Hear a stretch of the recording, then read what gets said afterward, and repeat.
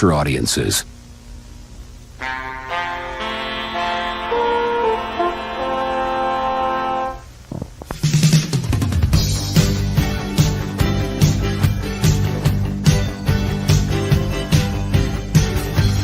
These are the old credits, but Mauler really is in the show. Even though he's not represented, he's a black woman or Mahler, Mahler, Mahler. Mahler, Mahler, Mauler on Twitter. And he doesn't have an Instagram, so add him on YouTube.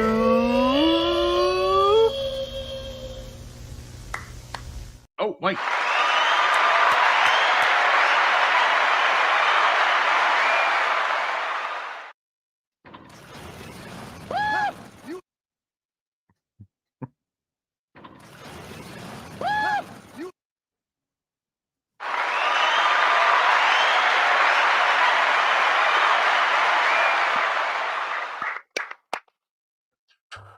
I am a fucking hell. What the What the fuck am I? Hello. Jeez. Okay, so one For your doesn't, listening one doesn't enjoyment. cancel the other then. Okay. Ladies and gentlemen, does anyone know how to use this soundboard? Please make your way to the front desk. Hi, everyone. Welcome to the Real BBC, which for this week's just going to be renamed to Two Old Men and a Cthulhu God Rip the Shit Out of Princess Disney Show for 3 hours. Let's go.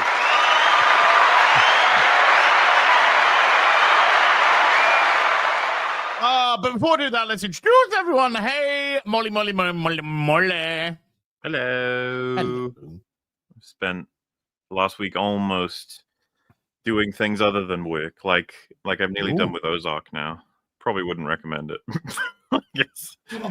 Some people must be like, why have you seen all of that and not Sopranos or something? It's like, because I literally, it's my having food time. If you guys got that, where you're just like, I got some food to make, I'll put something on. I'm not, hell bent on finishing it. It's just there. Great episode. I don't know what I'm gonna. I think I might do Alice in Borderland after that one. Oh, Yeah. And see, you can get upgraded from having a meal sort of thing to watch to watching it because I want to. I've never watched an Ozark episode just because I wanted to. So, that's a recommendation in and of itself, I suppose. I dipped very early on that, so I don't blame you. Yeah, that's why when people go, hey, man, get into Stargate. I'm like, there's like 5 seasons. There's 5 shows, and there's 11 seasons on one. It's like, that's a commitment. Like, I can just watch, Alice in Borderlands, which is something we can get done in a reasonable season 3 amount of time. coming soon, by the way. There you go. Sopranos, you do have to see though, Mahler. You do have to see this. I'm actually planning to watch that with someone. That's another reason why. There you go. That That's good. But the good thing about that, Molly, for you, will be that when you get to the end of season 2, which could have easily been the end of the show, and you'd be like, you could be like, okay. But there's something that happens at the end of season 2, and then because there's a season 3, you'd be like, okay. Well, it'll be a little bit of a time before then. So Oh, I know. So season 3 will probably be out. What I'm saying is, by the time you've kind of got around to all that, there you go. Yeah, and I'll just go straight into it. Automatically, it'll just play, and I'll be like, boom, got him. Losers waiting. Daddy, how you doing? I'm doing great. Been a hell of a week. You do know that, like, I turned down a trip to Egypt this week. Okay. Because of Snow White.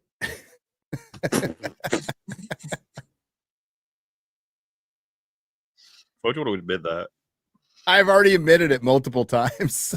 Why'd you do it the first time? Because I'm an honest fool. I'm an honest fool, chat. So I almost skipped Peru last year because of Rings of Power. But if it wasn't for that 3-episode premiere, Dude, which that's annoyed the everyone job. else. That's the gig. I can go other times. I have a rain check to go back to Egypt, by the way. Gary, you have a channel that's in a position now that you could go to do Peru. You could go and do Egypt and come back, then do the videos, and people were like, I still want to watch it all. Mm-hmm. Thank you. But that's just not how life works, unfortunately. So unbelievable. Well, I mean, it turned out like one of the 7 wonders of the world rip on Rachel Zegler. Yeah. You are truly committed to the cause, dude. I am. Okay. To be fair, that new movie was a 8th wonder of the world, I guess. It really was. I haven't seen it.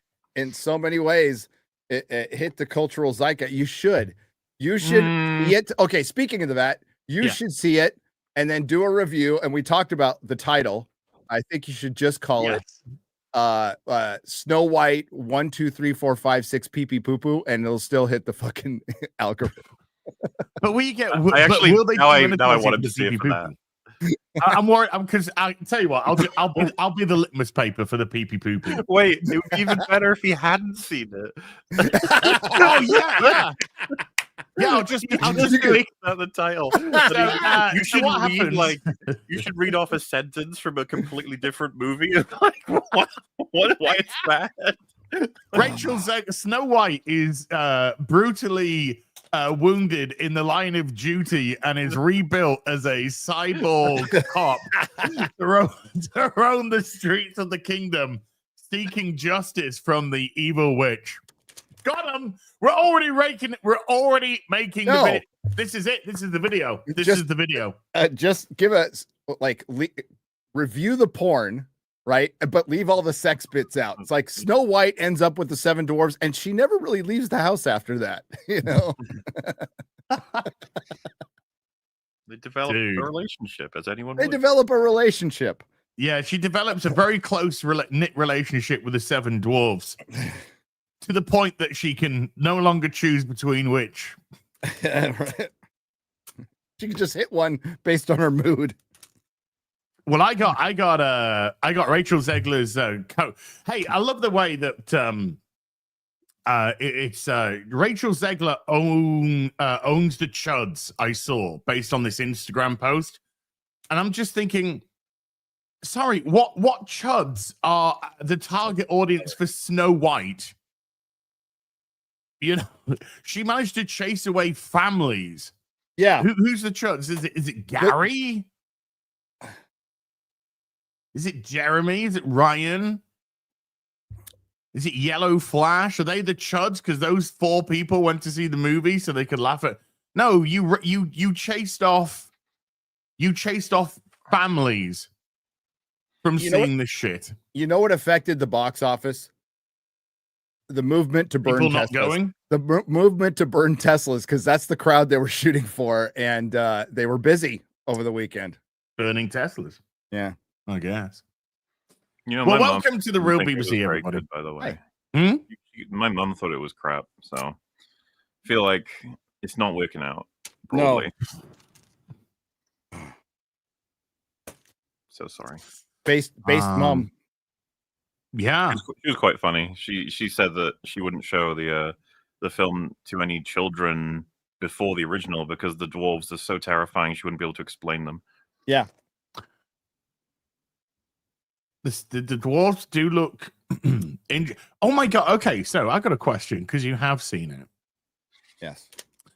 The 7 Seattle baristas that we saw pictured, were they completely removed from the film? No, they're greatly reduced, it feels like. But they were supposed to be in it. Greatly reduced, but like still way too much of them.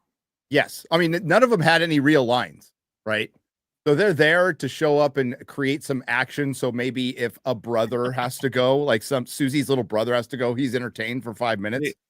What was really noticeable is like almost none of them have lines except 2, the leader and then the dwarf. Well, we have a whole romance with like 2 lines. Yeah. It's like so fucking weird.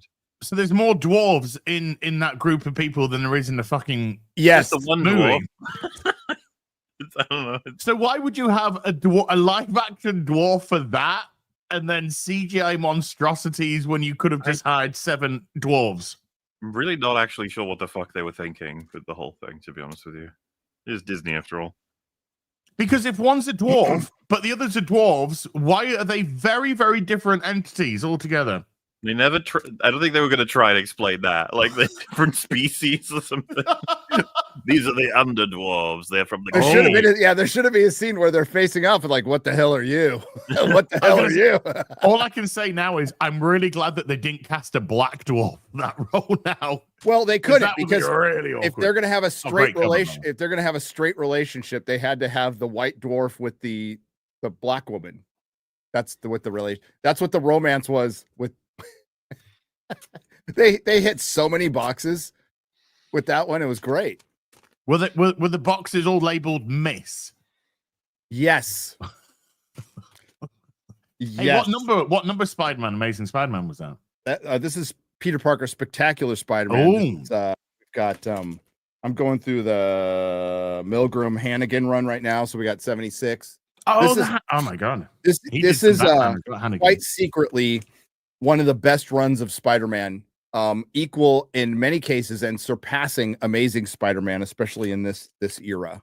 What number was that Black Cat cover? That Black Cat is 676. 676. No, 76. 76. And there's 75, which usually comes after before 76. That's amazing. Yeah, well, dude, this is where Cloak and Dagger comes in. This is the Hannigan stuff. Ed Hannigan. This stuff is fucking great.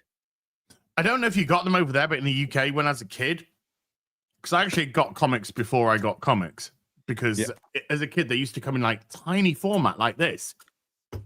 And it used to be like a big thick, I say big thick, about that thick. And it was just like glued sections of comics. Like every comic just kind of like be glued into this thing.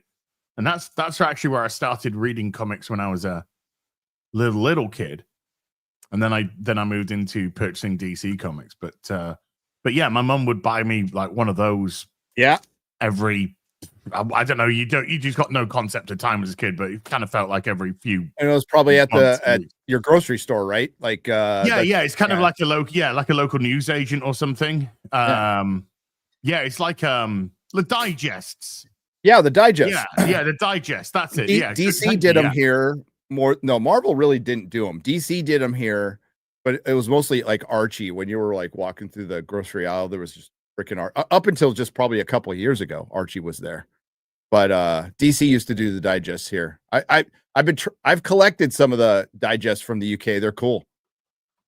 Yeah, I'm glad. Yeah, I wouldn't mind. I might see if I can find some online. They're relatively cheap. Yeah. Because they're just reprints of the comics from Marvel. Yep. That's all they are. But the digests were cool. And you know what they were? They were manga. That's what they were. Kind of disposable. Well, yeah, disposable. Yeah, they would dispose. Because like I said, they were kind of like, they had the glue. They're sort of like glued in. So they would fall apart. Yeah. In no time whatsoever. But holy cow. Oh, yeah, that's great. Okay. I've got that link, so I'm gonna search for one of those. That's a great cover. Look at this.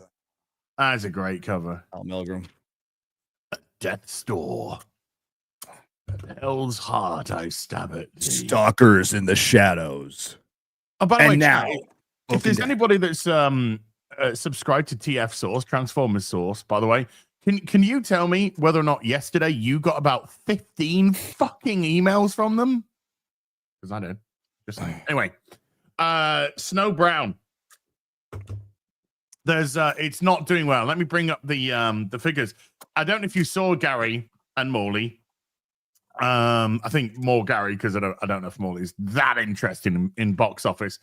But the box office was adjusted down by 2 million. 2 million. It was initially projected to do an 87 million weekend because they predict the Sunday when they release the figures for the weekend. It's actually a prediction on the Sunday, and then the Monday gives the true total. And they actually had to, when the Monday came in, it went down by 2 million. So it went from an 87 million opening weekend, and that's worldwide, by the way, not domestic. That's worldwide, 87 million, down to 85. With a 42.2 million domestic and a 43 million international, which is it's now done. It's already done. Yeah. Remember the first box office projections, which were about a month prior to the release, were on the high end domestically 70 million. 70, 75, I think it was. 70 fucking million. 42 million. Little bit different. But Gary, from there, it got adjusted, and it got adjusted to about 55. 58, then 55. Yeah. And then it was 45 to 50. And then we're like, hey, if we get 50, we're good. No, you got 42 million in 4,200 theaters across America. 4,200, I know. And as many have pointed out, these movies do much better internationally. And that's where they get their legs, and that's where the story is, because internationally it's the same. It is bad. And now we are looking at a possibility of Marvel's type of numbers for sure. I think we're looking at short of 300, but I think over 200.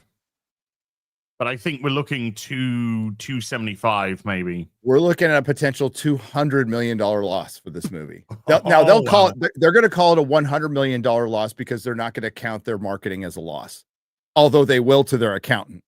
Oh yes.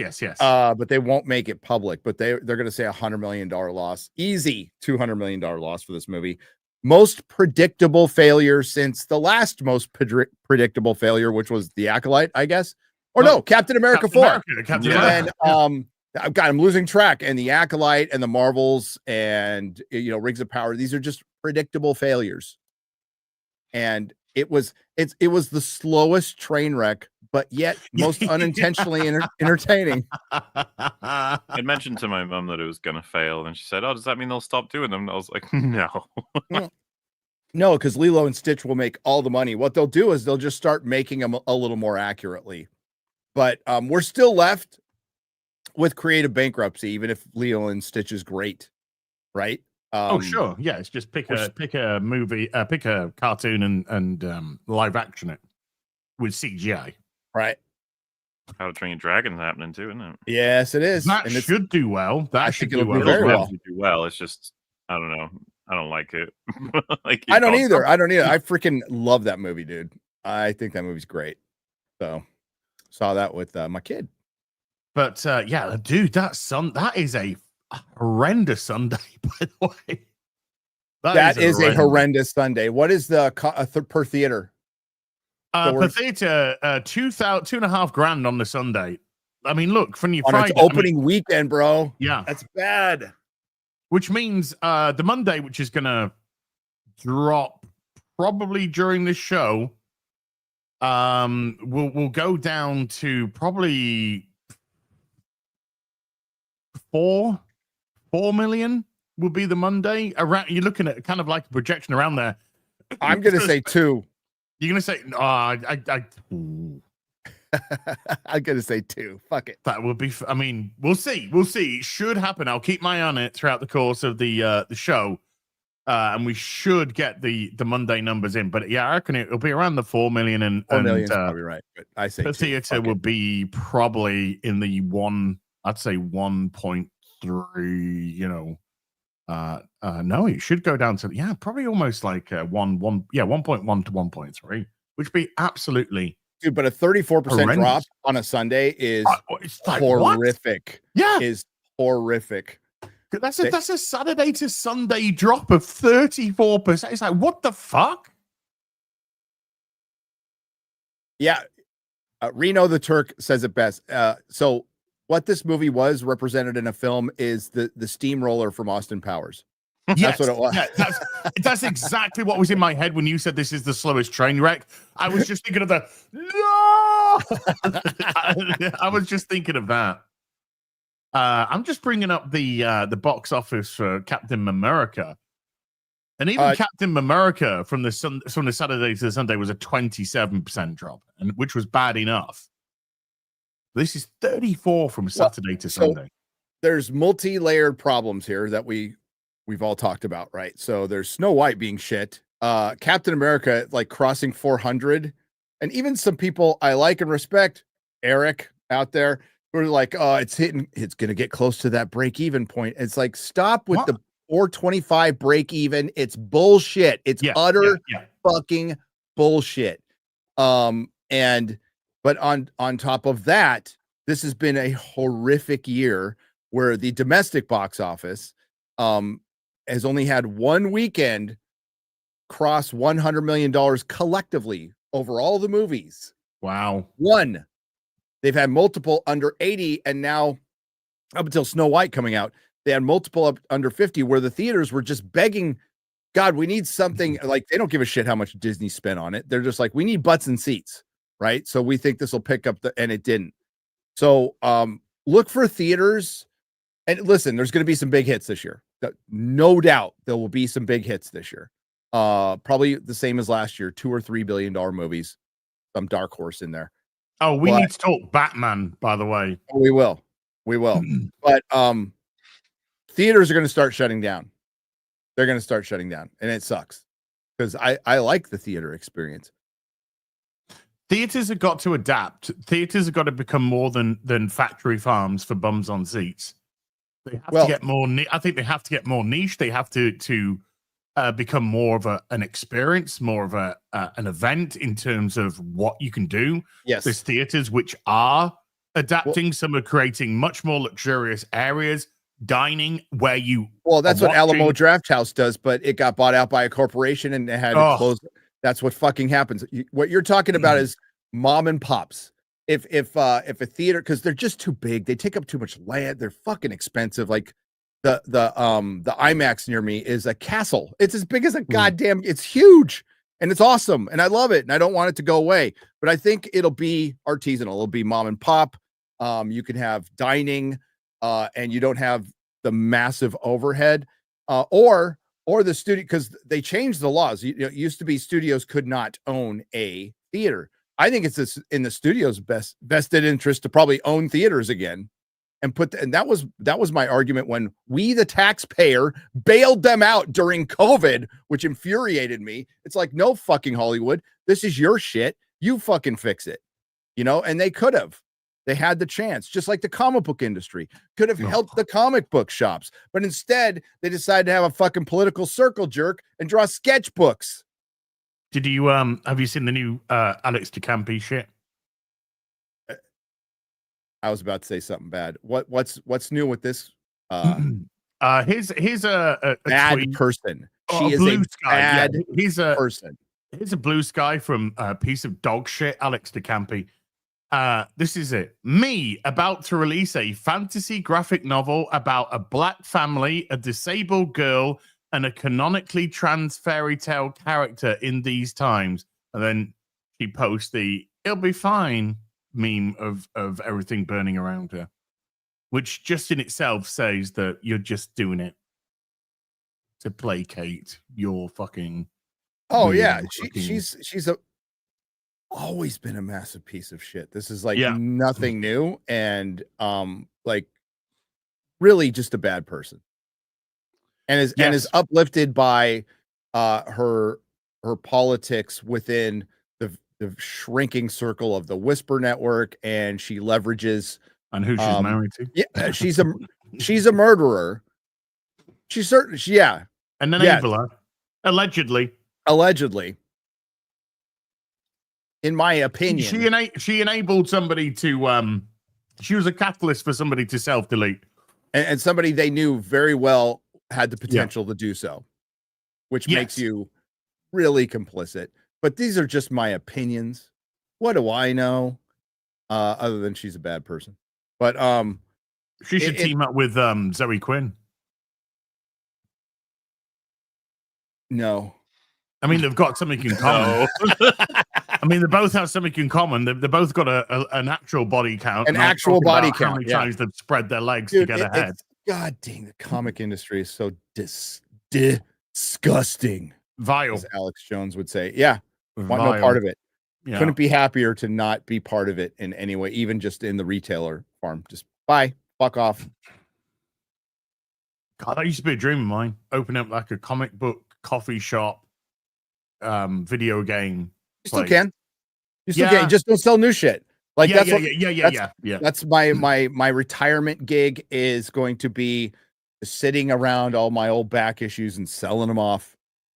Hey, dude, invite me around. Here, look at this. We'll sit there. We'll sit there reading back issues all day, man. I want a coffee shop, movie theater, comic shop. That's what I want. So there'll be like 1 or 2 movie theaters. It costs $1 to go in, and we're always just running back issues, because that's all it is. And vintage games. Now look at this. Focus in on this. Nice. Spider-Man's in an arcade, and he's on a Sackman machine. Yay! It's Sackman. He's gonna drop his sack on that if he's not careful. Yeah, that's the nice little relaxing. And when I take off and travel with the wife, my son can mind the shop. That would be pretty cool, wouldn't it? Dude, that would be great. Sackman. I want the Sackman game. Man. Beep, ba, ba, ba, da, boom. Okay. Yeah, so there's some annex to Cunty. But please support this stream. So Mahler, you did a whole EFAP on Snow White. So we did, and you did. Rags went and found out a bunch about how the original was made, and it ended up backfiring, not in the sense of a quality breakdown, but in the sense of a, man, do we have to talk about the new one at all? Yeah, we did, and man, it's just the amount of artistry that went into the original, its legacy, and like what it meant to the whole world is I think a lot of people don't know, which is totally fixed. It's fucking 1937. I think a lot of people know it's of significance, but the amount of shit that he was talking through, plenty of it was just interesting as fuck to listen to in terms of all the effort that was put in, how much of a difference it made, and all the naysayers at the time that recommended against making a movie like that. Yep. It was truly a trendsetter, as much as it could be one back then in different ways. And it's just really sad to then be like, all right, so let's look at how they changed almost everything. One of the things that I don't know if we've talked about, because we've had different conversations here and there about different things, but we were struck by a lot of the different comparison scenes being altered. And when the huntsman's with her before he's gonna try and kill her in the original, he sees her find like a bird that seems distressed or unhappy, and she's like, "Oh, where are your parents? Let's find you some help. Let's get you wherever you need to be." That sort of thing. And the huntsman sees that in the original now.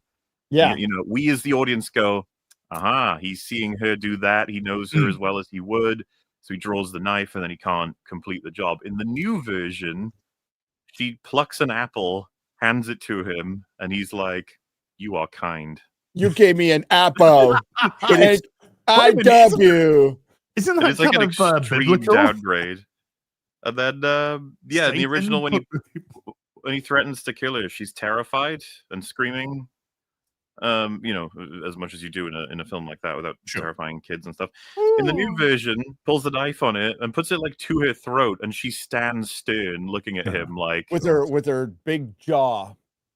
There's this like a sense that she's going for like a go on then. Yeah, I see no man. Like, you just mentioned like one of the major points of personality for the original is the animals. The animals are such a major character that are just completely taken out of this. I like comparing the two is it's fucking silly. Like comparing these two movies is silly. It's really sad too. It is opposite ends of spectrum. You have one that was a paradigm shift for Hollywood. You would put this in the 10 movies that changed Hollywood forever, and created one of the biggest corporations. And you can see, here is the end user. Here is the death of that corporation. And they both are kind of the encapsulation of both, like we're Disney beginning on up and coming company to now it's just creative bankrupt slop that is served up. And not even the hardcorest of Disney fans, of modern Disney fans, are willing to eat it. I can absolutely believe, by the way, they made that decision because they didn't want it to look afraid or weak at any point. Yes, of course. Intersectional feminism. Yes, it ruins everything. Well, they've made this mistake so many times in the Marvel films, and it's just like, you guys are like really stupid when it comes to this. Yeah, it's much more endearing to see her react like a human when these things happen. It's called sympathizing. It's quite funny, Morley, because you going into all of that, literally just before you went into all of that, Gary and I are obviously going into some comic stuff. You're absorbing information. We bring it back on to Snow White. You then go into that, this thing that you've just gone into, which is great. And just before you went into it, this super chat came in saying, Morley, shut up, let Gary now speak. And then you literally were just going on. It's just like, no, there could not have been a more perfect timing of a super chat than that, Nate. So thank you. And then he says something awesome. He follows it with something brilliant. And I think it was really important to watch the original before you watch this movie, because I honestly hadn't seen it since I was a kid, right? And I mean, like, considering my age, that's like 49 years ago was probably the last time I saw this movie. Wow. A long time ago. The Rachel Zegler one? That's it. Yeah, I went back in time. Well, I'm so old that like time is like a loop for me now. So, but no, it was great seeing it. And I've been watching a lot of movies from the 30s lately. Very cool, because I got on a kick because I watched Robin Hood again, which is just fucking awesome, unbelievably awesome with Errol Flynn. And just the dude, and we're approaching, these are almost 100 years old. Like we're close to Snow White being 90 years old. Yeah. And the artistry and the creativity they did, and you look at the schlock now, it's like I miss the sets they used for Robin Hood are unbelievable. Like they're great. And this was during the Depression and the Dust Bowl and all this shit. So it's sad to see what's happened, but with Snow White, it's indicative of everything Disney. It's the one thing, Mahler, they should have shown a lot of reference to. And if you're going to remake and remade it shot for shot, like if you're going to remake it shot for shot, and don't get the guy who did fucking 500 Days of Bummer and Amazing Spider-Man 2. Yeah, their major fuck up was that this probably, I never in a million years would want them to do it, but they're going to.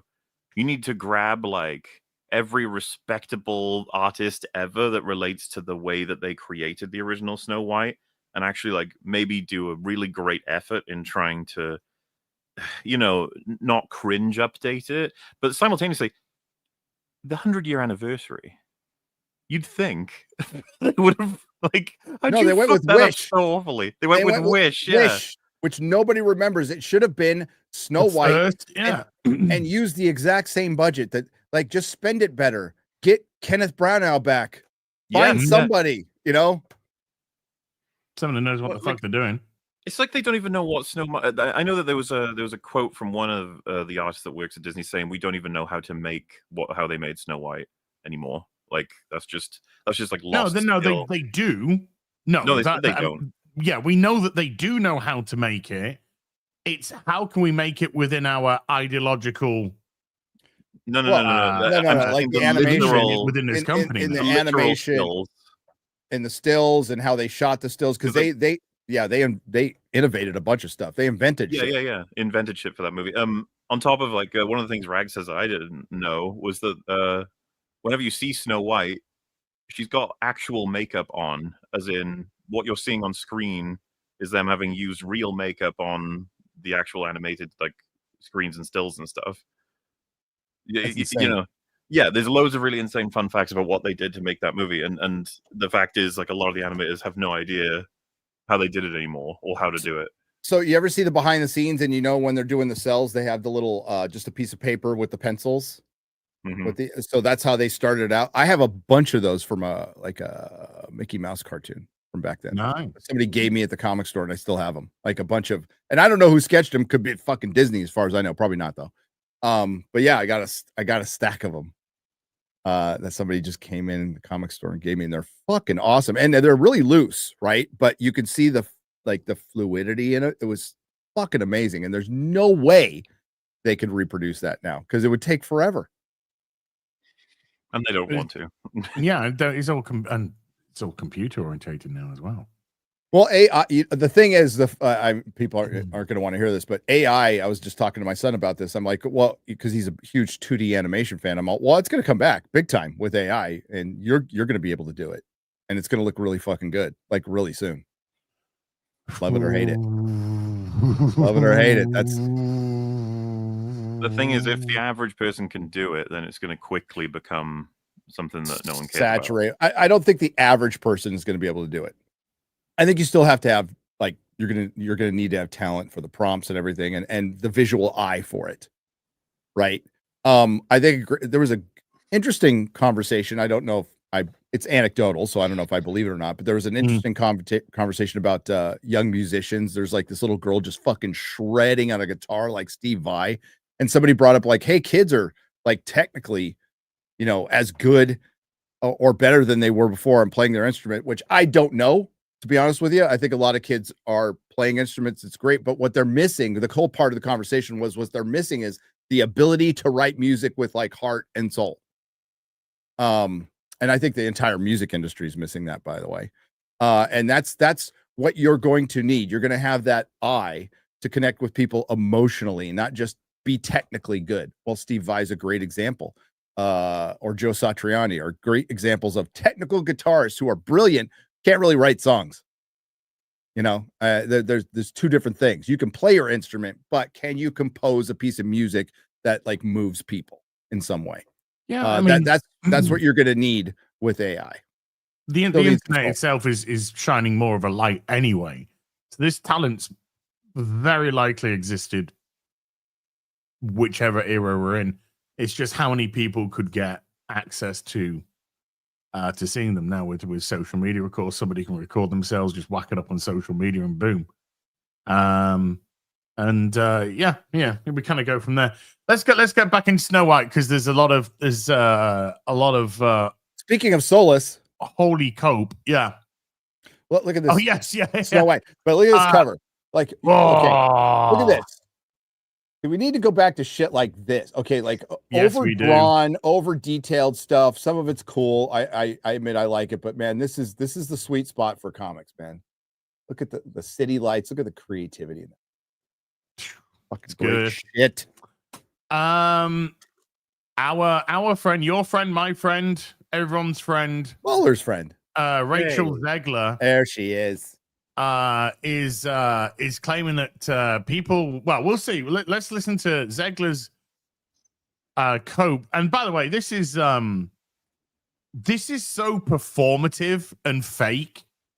The way that she delivers this, this is why people hate this fucking woman. Which she's not a girl, she's a woman. She wants people to think she's a girl so they can say, "Oh, it's just her age." No, she's just a piece of shit human being is Rachel Zegler. She's fake, she's phony, she's up her own ass, she's precocious, pretentious, and she essentially embodies everything that a character like Snow White isn't. And so that's why audiences can't gravitate towards a twat like this. So let's just listen to her fake reaction. Or let's unmute it first. Yeah, we should predict. The winged victory came to the Louvre in pieces, and people still line up to see her. So that's still line up to see her. So fake. I saw so it. Fake. I lined up to see it. Yeah, but I wouldn't line up to see fucking Zegler. No, but it's just like the way that she's delivering it is so performative. It's just like, no, you're not actually. She probably clicked it off and went, right, okay. I'm just gonna go to the bathroom and stick my fingers down my throat or something. Is bulimia still in? I don't know. No, you got Ozempic. And I can only hope that despite my flaws and despite my cracks and my breaks, and there are many of them. No, you see, it's just so fake. That's your biggest problem, Rachel. You're a fucking fake. And everyone can see it. You're not a good actress, by the way. You've only had one movie which has made money. I think I've seen this video before, but not like literally. It's just, it's been like, around. Yeah. It's one of those things have gone to shit, and I'm trying to act brave yet vulnerable, but I'm just coming across as phony as fuck and disingenuous. It's like Molly. It'd be like one of those guys who owned the gambling websites and would promote them, doing their apology video with the animal. You know, they have the dog. Oh, what was his name? How am I gonna get through this video? Was it T. Martin? Yeah, something like that. Yeah, T. Martin, something like that. Something like that. How am I gonna get through this video? As they're recording it from their fucking beautiful house, you can see the car through the windows behind and shit. I just didn't know that owning a gambling website and having the ability to fudge everything and then promoting it to people as if I didn't own it. I didn't know that was going to be a bad thing. It was already bad enough, but that guy truly ruined having a pet in apology videos. From then on, it was like, if you try this shit ever, we'll point it out. Remember the last that she posted the wrong video of her dog, and she posted her abusing it. Yeah. Oh. And then she tried to do an apology video, which obviously people just. If you remember, I think she tried to flood her channel with just normal stuff at first. Then she tried apologizing, and it's literally just. And then she tried coming back again. Yes. Yeah. It's got no. Yeah, there was. It's always annoying when you reach those situations because it's like, well, doesn't everyone deserve a chance at redemption or whatever? It's like, yeah, but she doesn't give a fuck. She's just trying to. Yeah, there's ways to do that, you know. Yeah. The only thing that I was happy with was when she said, "Yeah, the dog's gone." Well, the thing is, redemption takes work. It's not like, oh, I can make one video, Z's, and everything's okay, Z's. No, redemption takes self-realization. That's you start out with that. Yeah. And there's no realization here. This is as fake as the fucking day is long. I like the way somebody's put it. Doesn't matter what you think, bitch. It doesn't matter what you listen. That at every premiere and everything I do, people will wait in line to see. No. You've had one movie that's made money. That was because it was a Hunger Games. It was the brand which got people, and it was the lowest Hunger Games that there's been. It made a very small profit. There's likelihood not going to be another one because the law of diminishing returns will say that would, yeah. I mean, it made a little bit of money, not much. Tiny. And it wasn't because of her. She wasn't like a major part of the movie. No, it was because of the Hunger Games. I was asked on the radio yesterday with Glenn Beck's show. He's like, what happens to her career? And I think we all could guess it. Broadway. She's going to go to Broadway. She's toast in Hollywood. She's done. Hollywood won't come out against her collectively. But the fact that Disney shut her down on premiere night, on the premiere week, they shut her down. That is, even if everybody in Hollywood, which they don't, agree with her politically, she has now got the scarlet letter of difficult to work with. Yeah. And that's where you lose it, you know. Problematic. Difficult to everyone. With. No, so there's her little cope. She thinks people are going to queue up to watch her. Totally. Yeah, not so much. They're not queuing up to see Snow White, sweetheart. And why we're here, do you remember a show, guys? It was called She-Hulk. Yeah, I do. It was on. Sorry, go on. Well, I said I do. Oh, you do? Okay. I'm just really excited because it's like my favorite show. Okay, if you don't remember, chat, I know. It was on a platform called Disney Plus. D+, which we like to call it. D+, because... And there was a character in that show, and her real name was Jamelia Jamil. And who did she play, Gary? She played... Jamelia Jamil played... Abomination? No, yes, that was it. Correct. Well, damn it, Tim Roth, why'd you do that? I forgot my brain. Come on, help me out, chat. I'm brain farting this. She played Giganta? Titania. Titania. Yeah, that was it. I was like, what the hell? It was one of those like lower tier female superheroes. Yes. Yes. So she played Titania, and she says some quite base things, and she says some quite funny things off camera. Anyway, Titania. You're right, chat. Titania. In the comics, she's Titania. Okay, dude, we'll get to Titania in a second. Believe you me. And I don't know why, but this hasn't been a second season, which is a bit crazy. Anyway, this is her right now on Instagram, and she's got a message for people. Is she gonna whip those? Which means I can write you essays about things that I don't get to talk about anywhere else. And I resent the accusation that I am doing anything to try to override algorithm daddy on here to get you to subscribe. I'll hear it. Okay? It's rude. Hi guys. Impossible to listen. I like her. I like this one. I like this one. God bless her. You can catch her on Substack. I saw that. Jiggle physics. Yeah, those are some good jiggle physics. Jiggle physics working as intended. Well, hey, She-Hulk's going to be in a movie as. Really? Word on the street is She-Hulk is going to be in Doomsday or Secret Wars. Now that's based on that art that some people have come out and called fake, but I can tell you definitively that the Jocasta one was real for Vision. Have you seen the also rumor of Scarlet Witch isn't in either of them? According to that's kind of useless information, though, isn't it? Whenever an actor, it is. But if you think about her story wise, she kind of presents a problem because they made her fucking omnipotent now. You know. Yeah, but she's also throughout the multiverse, so yeah. Well, so if you put Gaia and her up against anybody, they're fucking dead. Yeah. I mean, they want to make her a good guy of it. I'm just hoping it's a matter of her being like, I think it's time to pursue. Yeah, that sucks. Movies. I like Scarlet Witch as a character, but you're right. I think, Scarlet's not coming back either. No, she ain't coming back.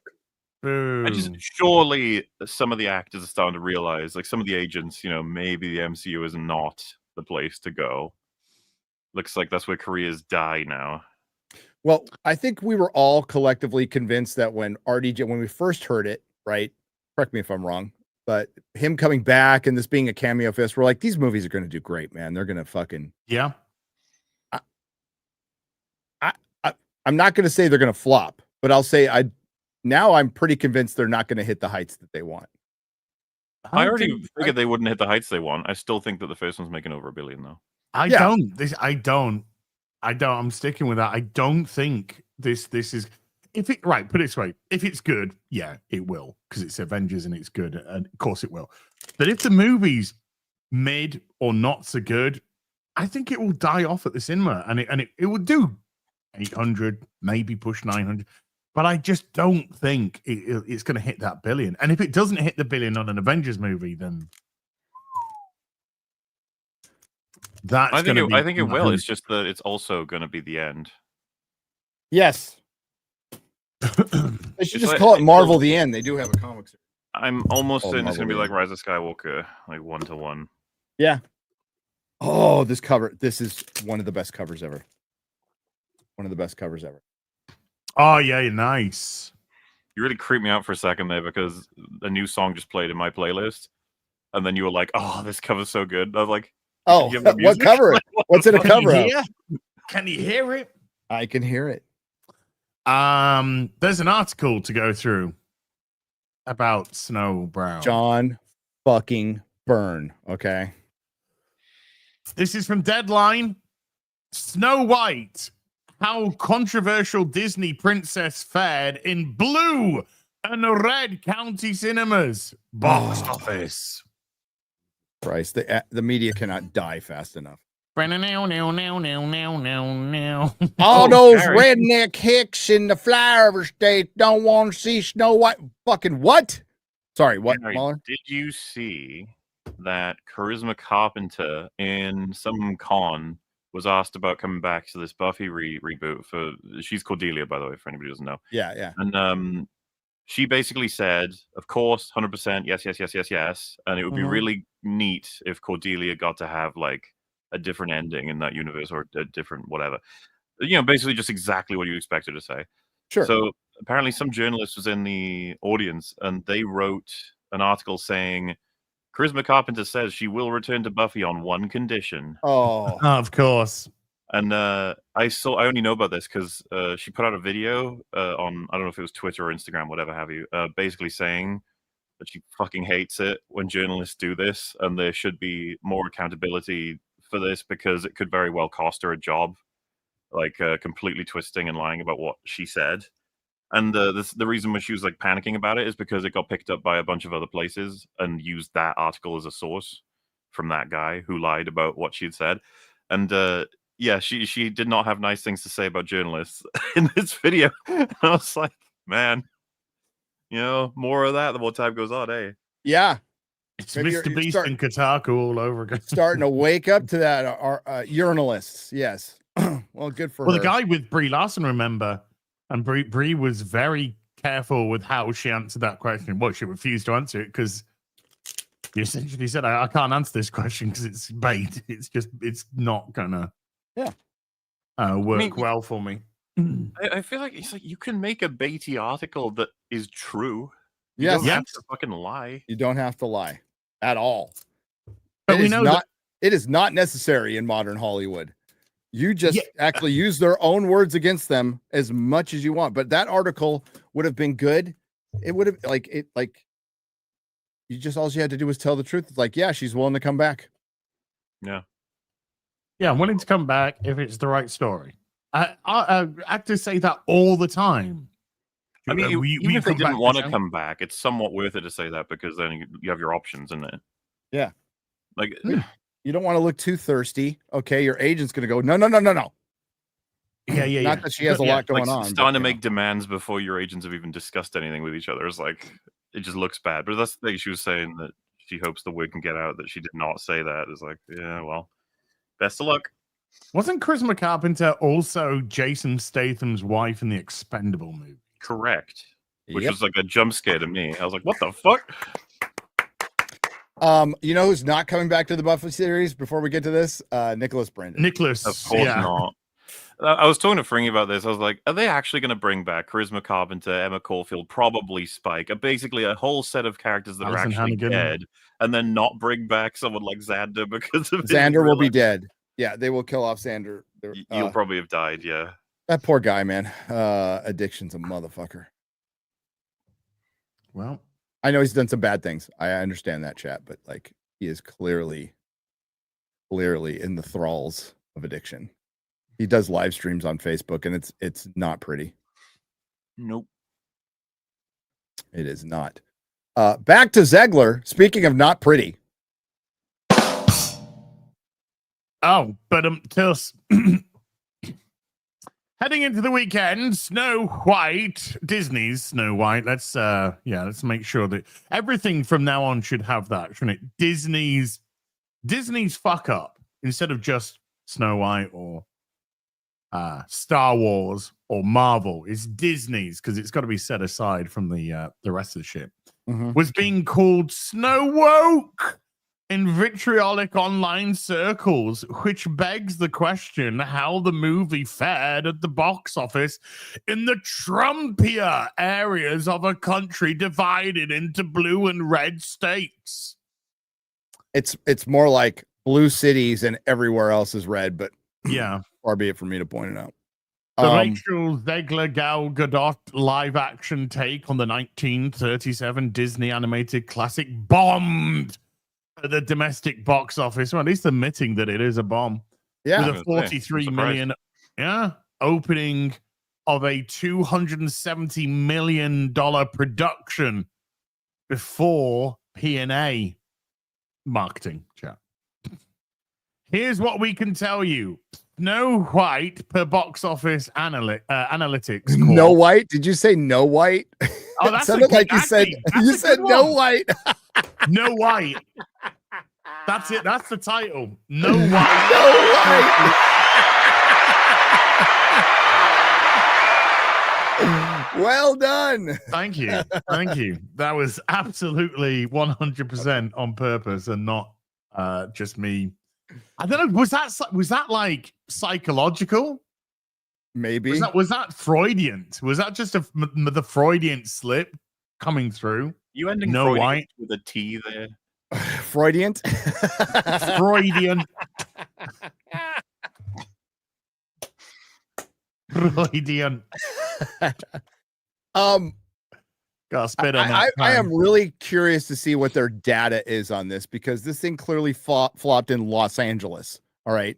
Not as many people were going in Burbank, which is a couple of miles at most away from Disney. Just an exit down. The theater, the AMC Burbank Theater, that's what I'm talking about. So I didn't mention that part, which is like the home stadium for Hollywood is the AMC Burbank. And it wasn't doing well there. So curious. Ouch. 60% of her ticket sales and drew 56.5% of her total attendance. A George Floydian slip. This just gets better and better. I did a George Freudian slip. No white. Now these figures come with an asterisk. It stands to reason, but it's more metropolitan areas that are blue anyway. So that's where the proportion of the populace, it's a higher density. Yes. It'd be like comparing London to some of the Chipping Nortons and wherever the fuck your towns are called, Dickville or Dick Norton or Cock Norton, Cockington, jealousy, Cockington, Twat, Cockspit. Cockington is a fucking base name. Yes, it is. Twat. Twat. Dickshire. We saw that Snow White performed better in London as it did in Twat. Clearly, the Trumpian element of that rural place. Yeah, now these figures come with an asterisk. It stands to reason that Snow White's business would be driven by blue counties simply because the majority of theaters in the US reside. So he's already debunked his own fucking argument. His own fucking article already. I mean, that's where the bulk of the cinemas is. These are actually, the metropolitan areas are more blue than red. So it makes a lot more sense that it is skewed this. Well done, mate. Yep. In the US, reside in such zones at 53%, as determined by the 2024 presidential election result. And generate 66.78% of total movie ticket sales and 63.58% of cinema attendance. Consider that liberal-leaning areas like LA, New York, and Chicago are top-grossing box office markets. This guy is literally reversed on his own point. And is now arguing why. It sounds like he was given an assignment by the editor, and he's like, this makes no sense. There's no way I'm going to be able to pull this off. I'm doing my best. He's doing a reverse Abby from The Last of Us Part 2.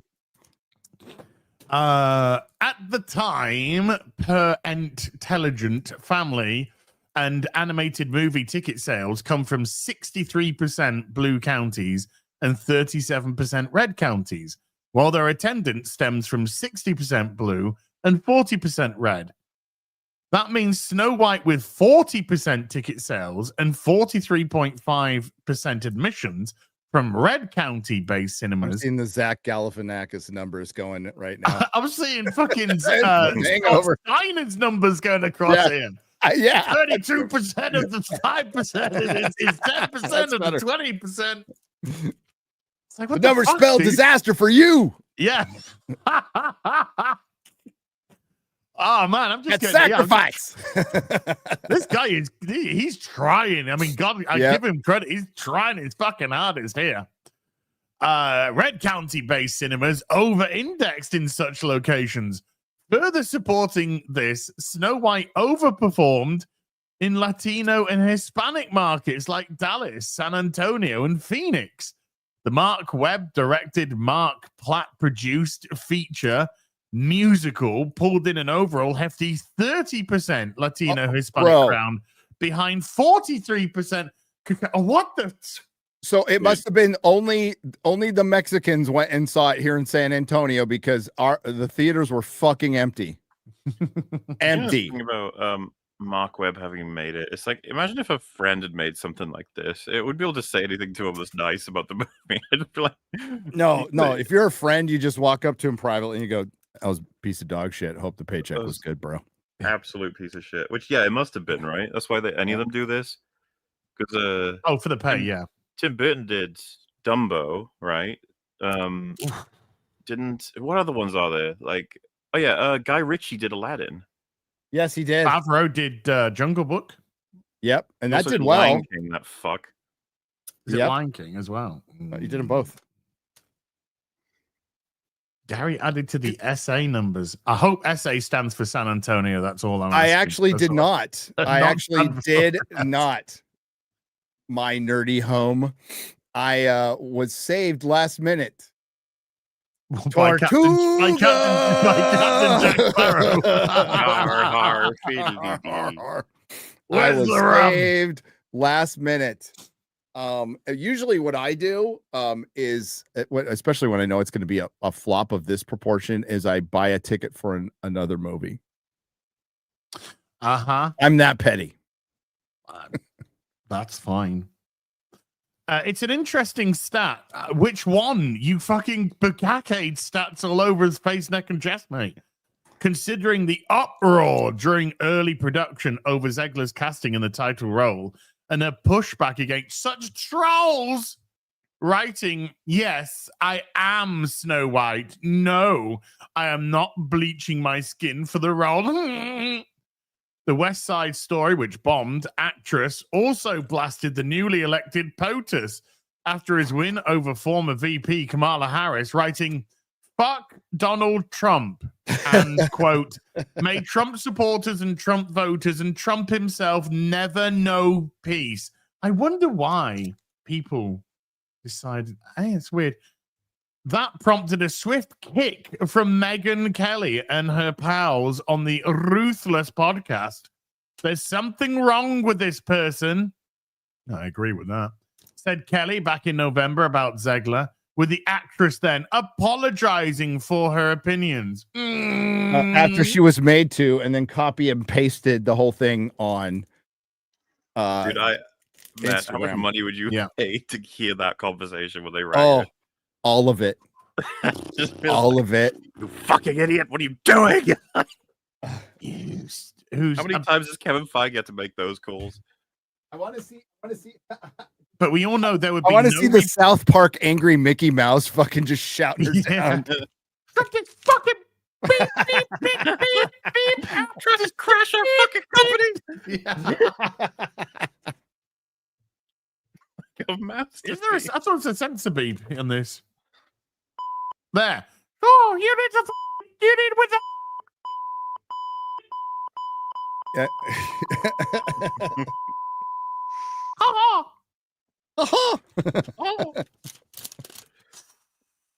But you know that she was most likely fed these talking points to begin with. Look at this based fucking Santa. Look at this. Is that to punish a Santa? So look, put it back up. Put it back up. Yeah. Nice. That's a great good. You better watch out, it says. Better watch out. Santa Claus is coming. For vengeance. Oh, we'll talk about vengeance after this. We'll talk about Batman after this. Jesus wept. What a fucking disaster this is. Oh, I don't know if you're talking about absolute Batman, but Nolan, Graham Nolan, hail Graham. I'm still looking for that book for you. No, I'm talking about what's going on with the DCU and the Batman. Oh yeah. God, it's terrible. It's so fucking terrible. It's tiny. They could fucking make a movie about the meta at this point. You know. Dude, we'll talk about that because there is 100% something going down now. Oh yeah, 100%. all is not well in DCville. Oh, When well. has it ever been?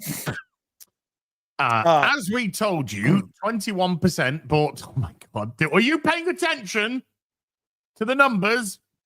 As we told you, 21%. This is the first time I think I've heard 21%. Yeah, I'm lost. Bought tickets to Snow White per Screen Engine /com scores post track because of Zegler and Godot versus the 34% who bought tickets to Wicked because it starred Ariana Grande and Cynthia Erivo. Coriander. Coriander Grande. Solomon Coriander Grande and No White. Despite Disney's attempt to put its best foot forward with diversity in the casting of Snow White, the movie's release comes at a time when many corporations, including Disney, are rolling back their DEI initiatives, which they're not, and policies out of fear of the Trump administration. They're not at all. This was They're just literally in renaming their them. Snow White article from last week. They're just repeating shit now. What a long-winded way as to say bigots and racists didn't go see Snow White. That's all you're fucking saying here. Even though the statistics showed that you it probably that you did provide pass the course based on the demographics and the geography. Well, based on the statistics that we have achieved inclusivity, equity, and equality in bigots and racists.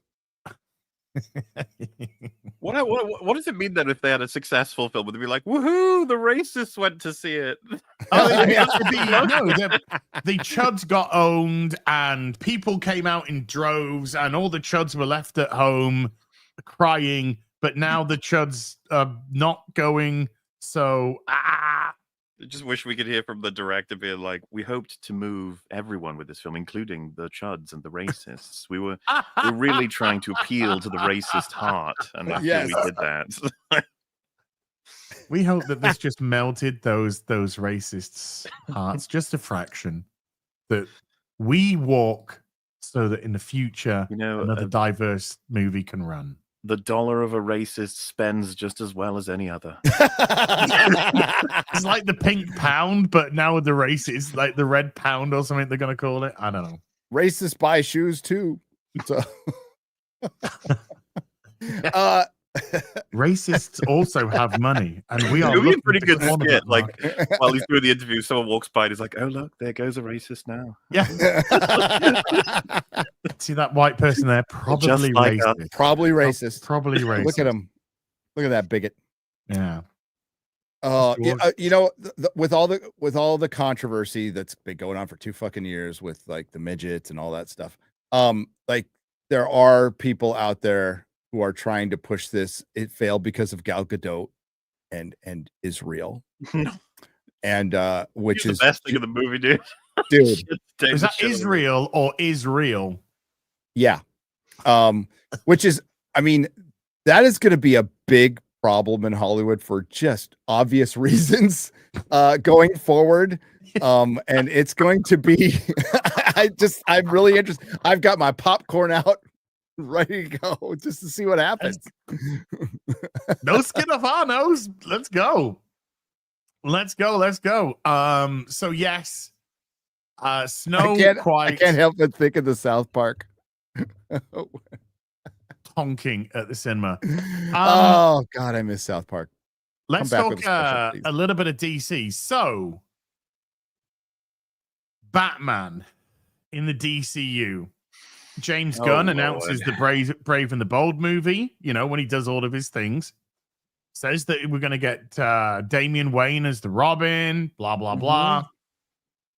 Then we still have the problem of the Batman with Patterson and the announcement that there is going to be a The Batman 2. But what would happen, because a Batman movie from James Gunn's going to have to go into production soon enough. And when in history have they ever had 2 live-action, multi-hundreds of $million Batman in movies at the same time? It's like rare as fuck. Which it's funny because you'd be like, well, didn't we recently when you had the Flash at the same time as the Batman? It's like discounting multiverse, actual mainline. You know what I mean? Multiverse bullshit. So the word on the street, Johnny, is there is going to be no Batman DC EU from Gunn at the moment. of course not. And he's gonna allow the completion of the Batman trilogy. So of we'll film. get a DCU Batman in 2035. And there was a cameo of a cartoon Batman at the end of Creature Commandos. Yep. Yes, who is not the Batman. He's the Batman Who is their DC, Batman? Yeah, but that we because will it's now so not shrouded, yes. So there is gonna. Oh my god, this is unreal. So there's gonna be no Batman in Gunn's universe Did I not? for how many years? Was Well- it not last week's Real BBC that I said like the plan from the get go should have been to just rush the fuck, get all of the Batman shit done, just get it done the second you had the chance. Because it's been how long since the Batman? It was just- Okay. 2020, 2021? that's Um, insane. It's already a fuck up there. So what's happening with the delay is 22? that there is some kind of personal problem going on with Matt Reeves with something. I mean, I don't know what it is. 23. Divorce, something is going on that's delaying the script. That's what I've heard. I've heard some crazy shit, which I'm not going to repeat because I don't believe it. But like that's kind of what's delaying it. The problem is that I don't think it will, but if Superman flops, they'll rush 4 Batman projects into production Can right you after that. quantify flop? Okay. Massively underperforms. So say Superman does under 500 million worldwide, which I don't think is possible, but Okay, so what if it does 6? I think it gets a sequel. I think that's enough to get a sequel, but it gets a sequel as they retool everything and get 4 Batman projects into production immediately. Okay. If it underperforms Man of Steel, that's a problem. But That Man is of a Steel, big problem. adjusted for inflation, took 918 million at the box office if it came out today. Yep. Based on its 668 million in 2013. I'm not convinced Superman can beat that. I don't think it can. I'm not entirely convinced either. I hope think I'm wrong. this. Hope I'm wrong. It would have to be really fucking good. Well, we don't know because we have not had a trailer with dialogue. Which they really need to take advantage of this time. Like What you mean right now where there's nothing coming out and Marvel's kind of fumbling the ball and like you can't punch out a fucking proper trailer right now. They're waiting for CinemaCon. Okay. So there's a big rollout at CinemaCon, which is the week before our Vegas meetup. So it's in about 3.5 weeks. But I'd do something right now, like right fucking now. I would do something. I'd do that Vegas Mika on fucking WrestleMania weekend, dude. Why? Vegas is gonna be fucking disaster. Oh, dude, we've done our meetups during UFC championships and boxing championships. Like it's Vegas is not a major event there. This might come as shocking news to people who don't go to Vegas. It could handle a boxing championship, a Super Bowl, the rodeo convention, and a fucking pick of your other massive convention all at once, because all it is hotels. Okay. All it is hotels and event spaces. It is an entire city. The entire city is a convention center. So it can absolutely handle it. So we've done that in the past. But why did I pick that weekend? Well, Jeremy said that would be a better weekend than CinemaCon, and I was like, fuck Cinema. So I went to CinemaCon. It's fucking terrible, and it's like $1,200 to go. And sure, I got to meet Jeremy Johns, but then one of my best friends had a stroke. But I was also like standing next to the girl from Black Girl Nerds giving me dirty looks and a bunch of dipshit fucking corporate critics, and it was the most stale, boring event you can possibly think of with people with their thumbs up their ass. Sounds about right. Yeah. And just to make the audience aware, the movie which is going to follow Superman is now Supergirl. The Authority movie has been shelved. So Superman doesn't do Good well. idea. They're fucked. Yeah, 'cause Absolutely. If Superman doesn't do well, Supergirl ain't gonna. Supergirl almost no matter what will do 50% or less of whatever Superman does. It's like a guarantee that that's going to happen. So Yep. I think they'd be lucky to have 50%, to be honest with you. I think this is the most insane decision. This It whole is, yeah. thing again. We said it. I know. Sorry, repeating. But this whole DC fucking James Gunn universe is a mess from the start. What was it over 2 years ago? We did the Real BBC covering the entire like loadout, and we were all just like, "What the fuck are you doing, you idiot?" Yes. Like, you don't have to be an expert in almost anything to have known, like, what the fuck is this? Like, why would you want? And a lot of people like it's James Gunn. It's like, yeah, I Okay, mean, sure, but how is it different than Snyder? Like, how? Exactly, how is it different than Snyder? It's exactly the same. People like Guardians of the Galaxy. That's right, Gary. Okay, I do too. I also think I mean, Snyder had better ideas in terms of like launching with which characters. I just don't like his storytelling. James Gunn is known for irreverent material. Superman is not irreverent. It's aspirational. It's inspiring, and that's not what James Gunn is known for, because just based on interviews and everything I've seen from him, he doesn't seem like somebody who truly believes in the hero. He believes in the broken hero and redemption, and we all love those stories, but he doesn't really believe in the pure hero. He doesn't think pure good exists. And that's the problem with Hollywood, and that's the problem that's the problem Snyder had too. That's the problem everybody has with fucking Superman, is you bring in these people who just fundamentally disbelieve that somebody can be pure good. They have no concept of that. And you know what? If you work in Hollywood and that's your life, I can understand that. I do, because there's no fucking pure good people there. But that Superman is supposed to be something kids aspire to. A good Superman movie is him fucking saving people. That's what it is.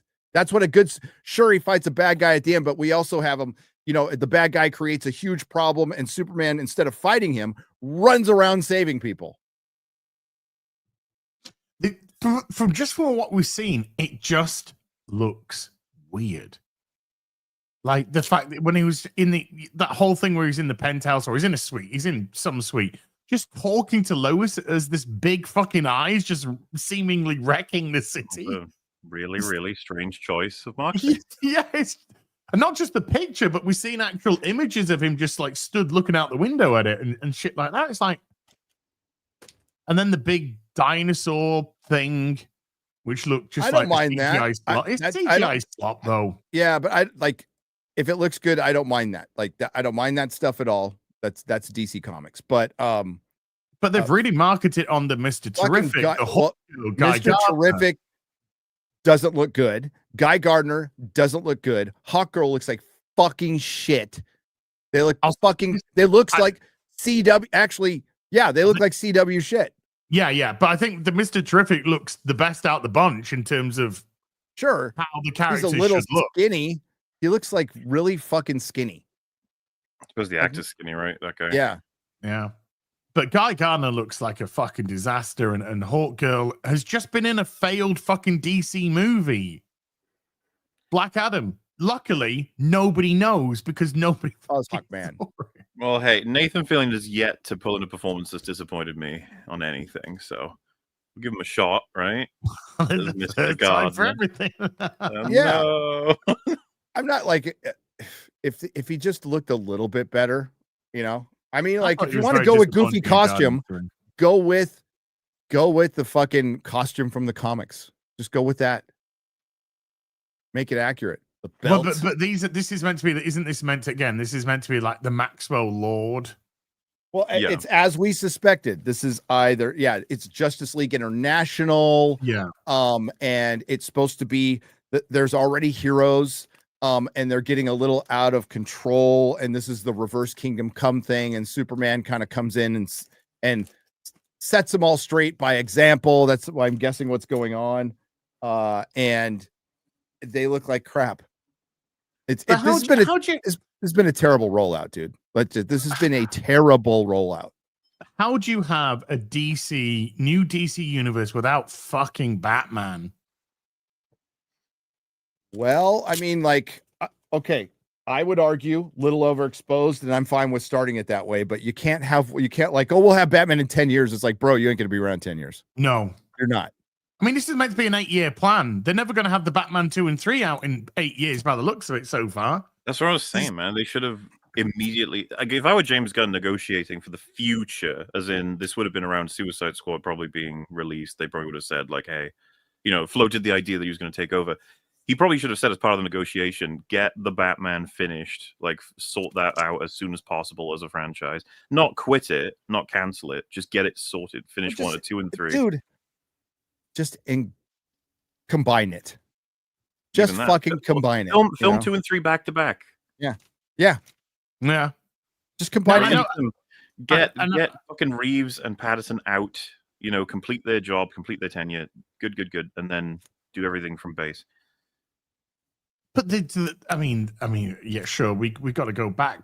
The decision to do this, though, when you had the Batman going on in the first place, was just such a stupid decision from Warner. But that's what Warner do. Warner make terrible fucking decisions. We were saying, we were saying years, when this was all announced, we were saying, how about just make one good film? Yeah. How about make one good film and see where that one good film goes?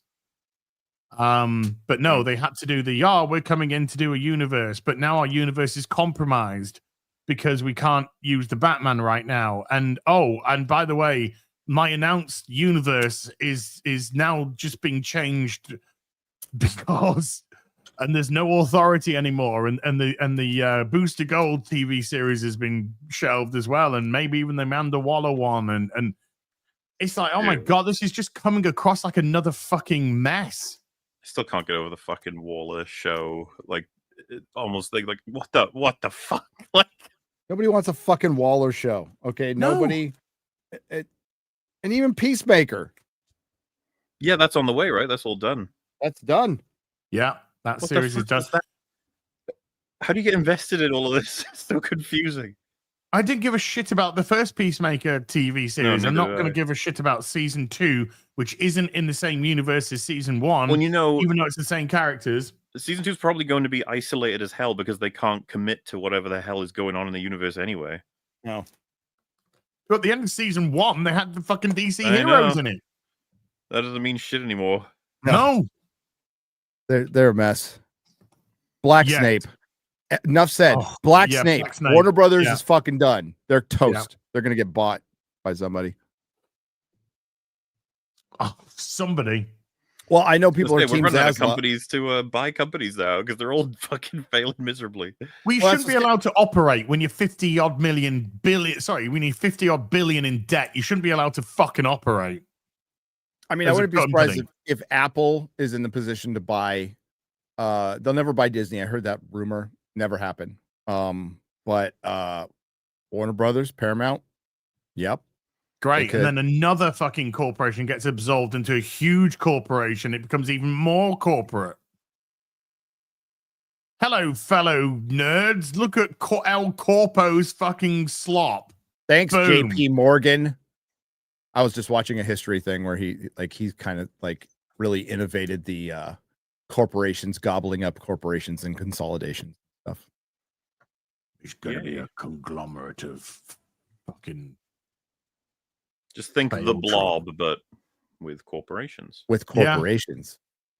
Yeah. Amazon has 007. You're right, and they're gonna fuck it up.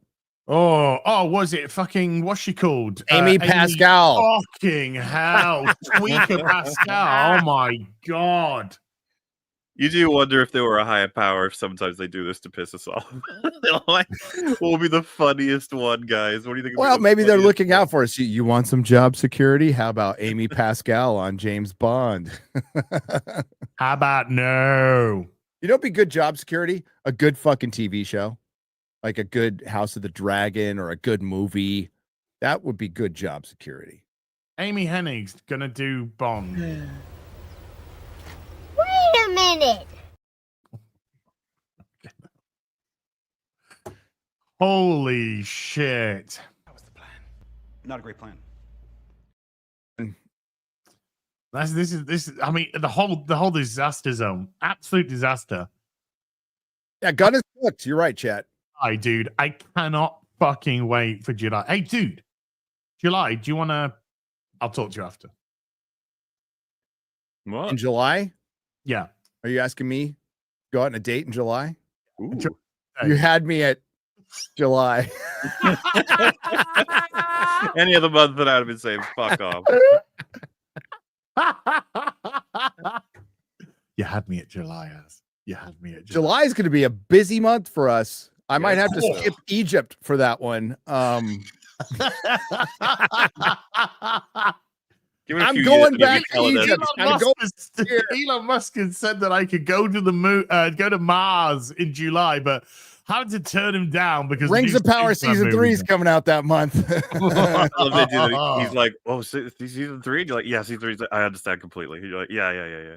Oh, did we say? Sorry, did I say Amy Hennig? I meant Amy Pascal. Amy Pascal, not Amy Hennig. True She'd story. probably write a good Bond film. True story. Ben Van Kerkwyk from Uncharted X. So if you're into the ancient civilization stuff, you know who Uncharted X is. Really good dude. Watches all of our stuff. Likes Mahler. Hates you as no. Just kidding. And when Gary says watches all of your stuff, what Gary actually means is he watches me. No, he mentioned but Mahler. I don't want to. But I don't want to insult anyone else. Watches all your stuff while you're asleep. I mean, your videos. But he's the one who asked me to Egypt, and I have the text message. I'm like, I'd love to go, but I'm gonna give you the gayest excuse of all time. And I shot him at Snow White. He's all, that's pretty gay. So I got a rain check. Uncharted X is awesome. Go give him a sub. I think he's still there, or maybe he's just getting back. Still in Egypt. Fucking Amy Pascal. Unbelievable. Not Amy Hennig. Amy Hennig would probably write a good Bond film. Maybe. I believe in it. So no Batman for Gunn right now until the Batman trilogy can be completed. We don't even know if Superman's gonna. I mean, maybe Gunn's just saying this because if Superman's flopped, the whole thing's fucking done anyway. Oh, it's done. If it there flopped, will be a meeting for sure. Oh well, if it's third, if Superman is third behind Jurassic Park and FF, no matter what, there's going to be a meeting like this. Everything is writing on this movie for Warner Brothers. So it's Jurassic Park, then Superman, then Fantastic Four, correct? Yes. So oh my God. So if Jurassic Park starts off well, that could actually have a bad knock-on effect to Superman. Oh yeah, Superman might be fucked. Completely. Jeez. I thought Superman was going out first, so it was getting ahead, but no.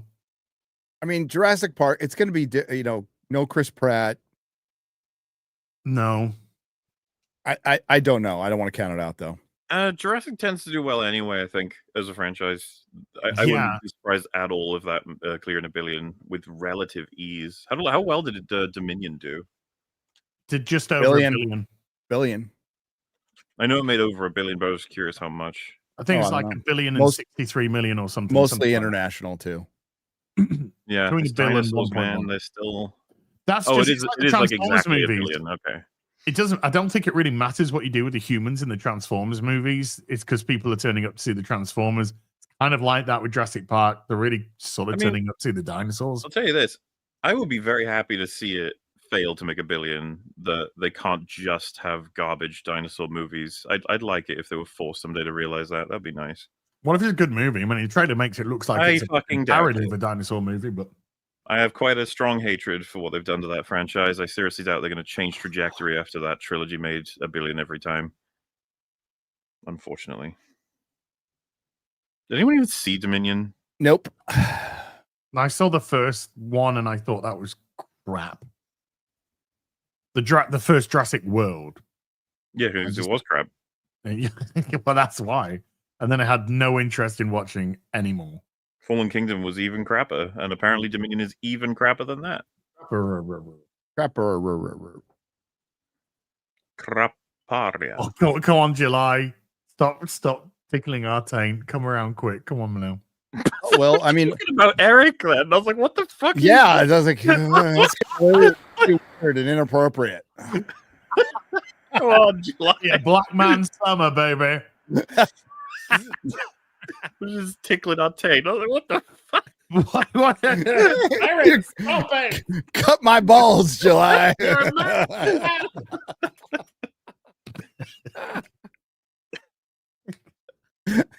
Excuse me while I. Weirdo. Hey, we've got stuff before then. We got Thunderbolts and Oh. Ironheart. And the rest of Daredevil. Yeah. The rest of Daredevil and Minecraft. The rest of Daredevil. Have we already got to the point of not even remembering that we could talk about Daredevil per week? It's on tonight, and I forgot. Dude, You just reminded me. Still haven't seen episode 4. You haven't? All you had to do was watch one scene. I'll Yeah, probably that's watch true. that one scene and that's it. And he then can't I'll just do go, that though. He needs to see that fucking plot line with The the serial contrast. feed. Holy shit! Where you get like you're gonna have a neck brace when you're done with that on those for the scenes. whiplash. It's fucking unbelievable. Like, Az, have you heard what happens in it? I think I've told heard you that something. there's a black guy who's a thief who Matt wants to save so he can steal more. Yes, pretty much, yeah. well, no, it's a thief with 30 priors, 30 prior convictions. That's a lot of And convictions. he's mad. He's mad. He's Why? He's mad that society has a system that punishes criminals. So he tells his lawyer, "I demand probation because I want to go home tonight." And Matt gets him offers him 30 days, which would be 15, right? Yeah. Which would be a couple weeks. He says no. Matt gets it down to 10 days, which would be 5 days. He says no. And then he says, I just wanted to steal some fiddle faddle because I like the taste. It's sterile and I like the taste. and he basically makes out that Matt like failed him. Yes. And Matt agrees. Yeah, Matt cucks out. It sucks. And it's society.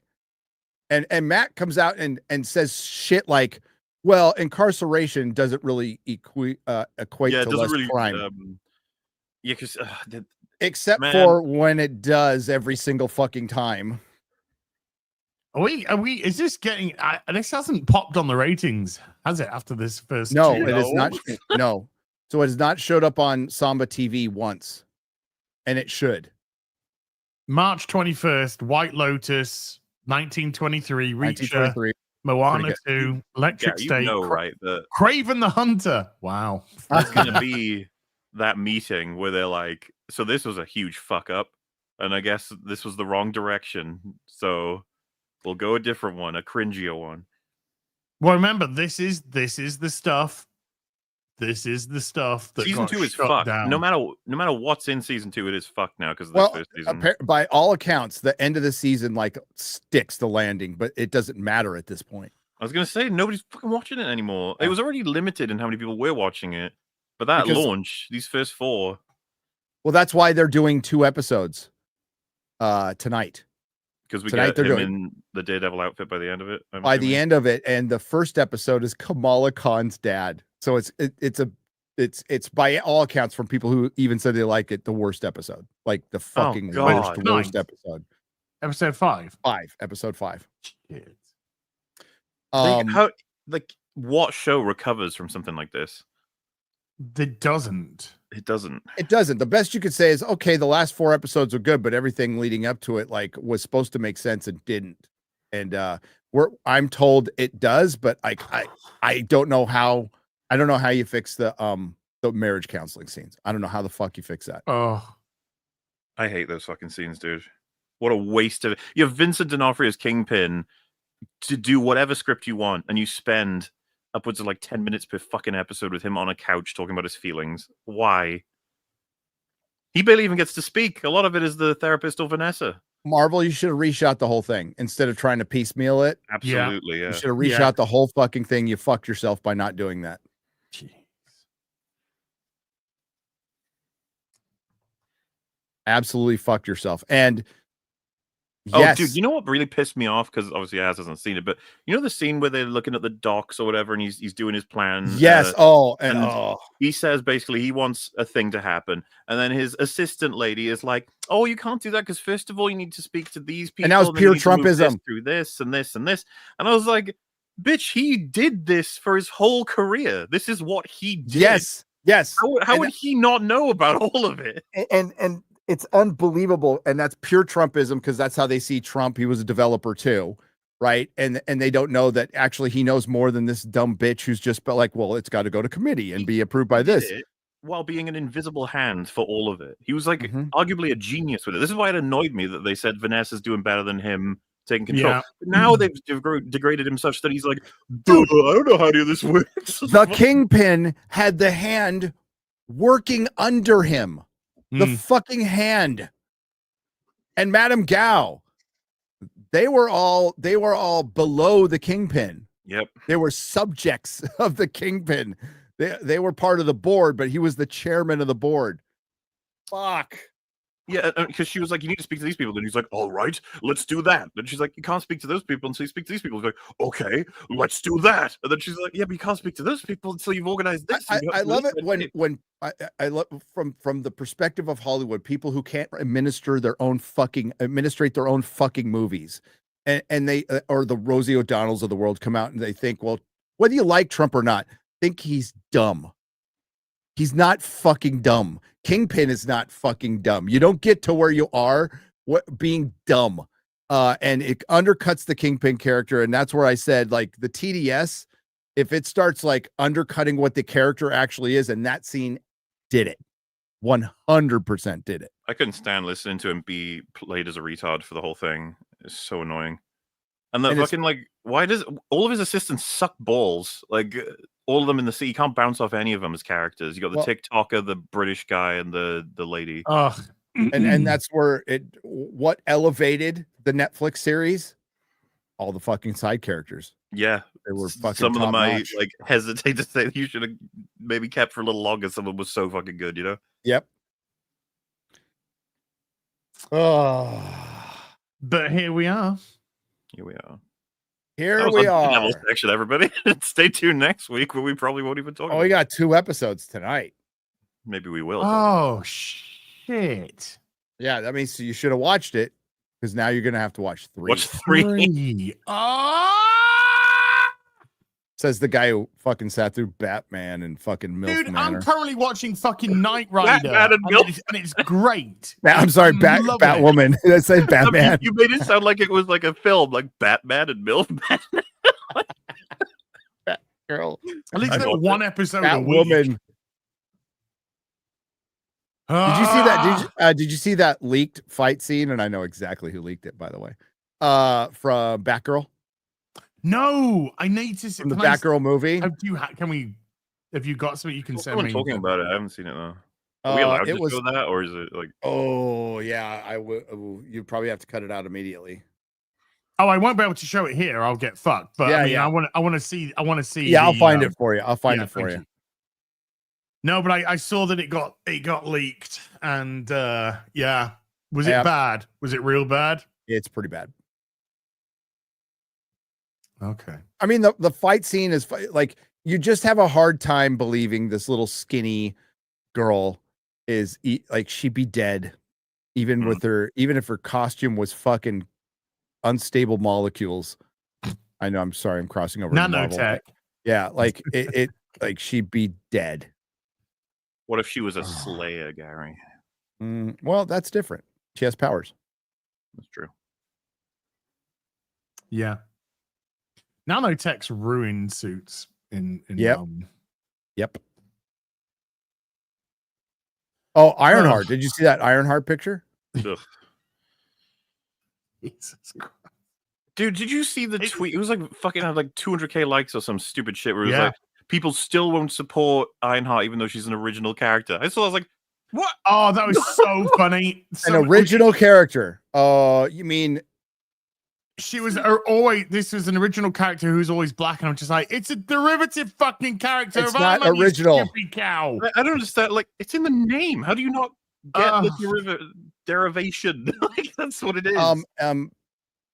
Because we're dealing with Twitter. Yeah. But the person that said that was like, had a bigger account and was like doing the pop culture shit or something. Oh, they're all full of shit. Jeez. They're all full of shit. They're running with all these rumors. Let's openly talk about this. Spider-Man 4 is going to feature the Punisher and Hulk. We've talked about it a little bit, but we can now discuss. We are free to discuss. Spider-Man 4 will feature John Bernthal as the Punisher. How is that going to work? Mark Ruffalo as the Incredible Angry Hulk. Again, not Professor Hulk, the Incredible Angry Hulk. So they are going to be in it. They will be manipulated by another villain. I don't know who that villain is. The person I talked to at the time did not know. I was told this months ago. I was told I'm free to talk about it now and say that I heard about it from the Green Goblin. So that's pretty much it. But I think, and it could be anybody, but I know one guy was running as a female villain. Not sure. I was kind of thinking it might be Dr. Doom, but I guess not. But there will be some kind of mind control going on to where it would work 100%.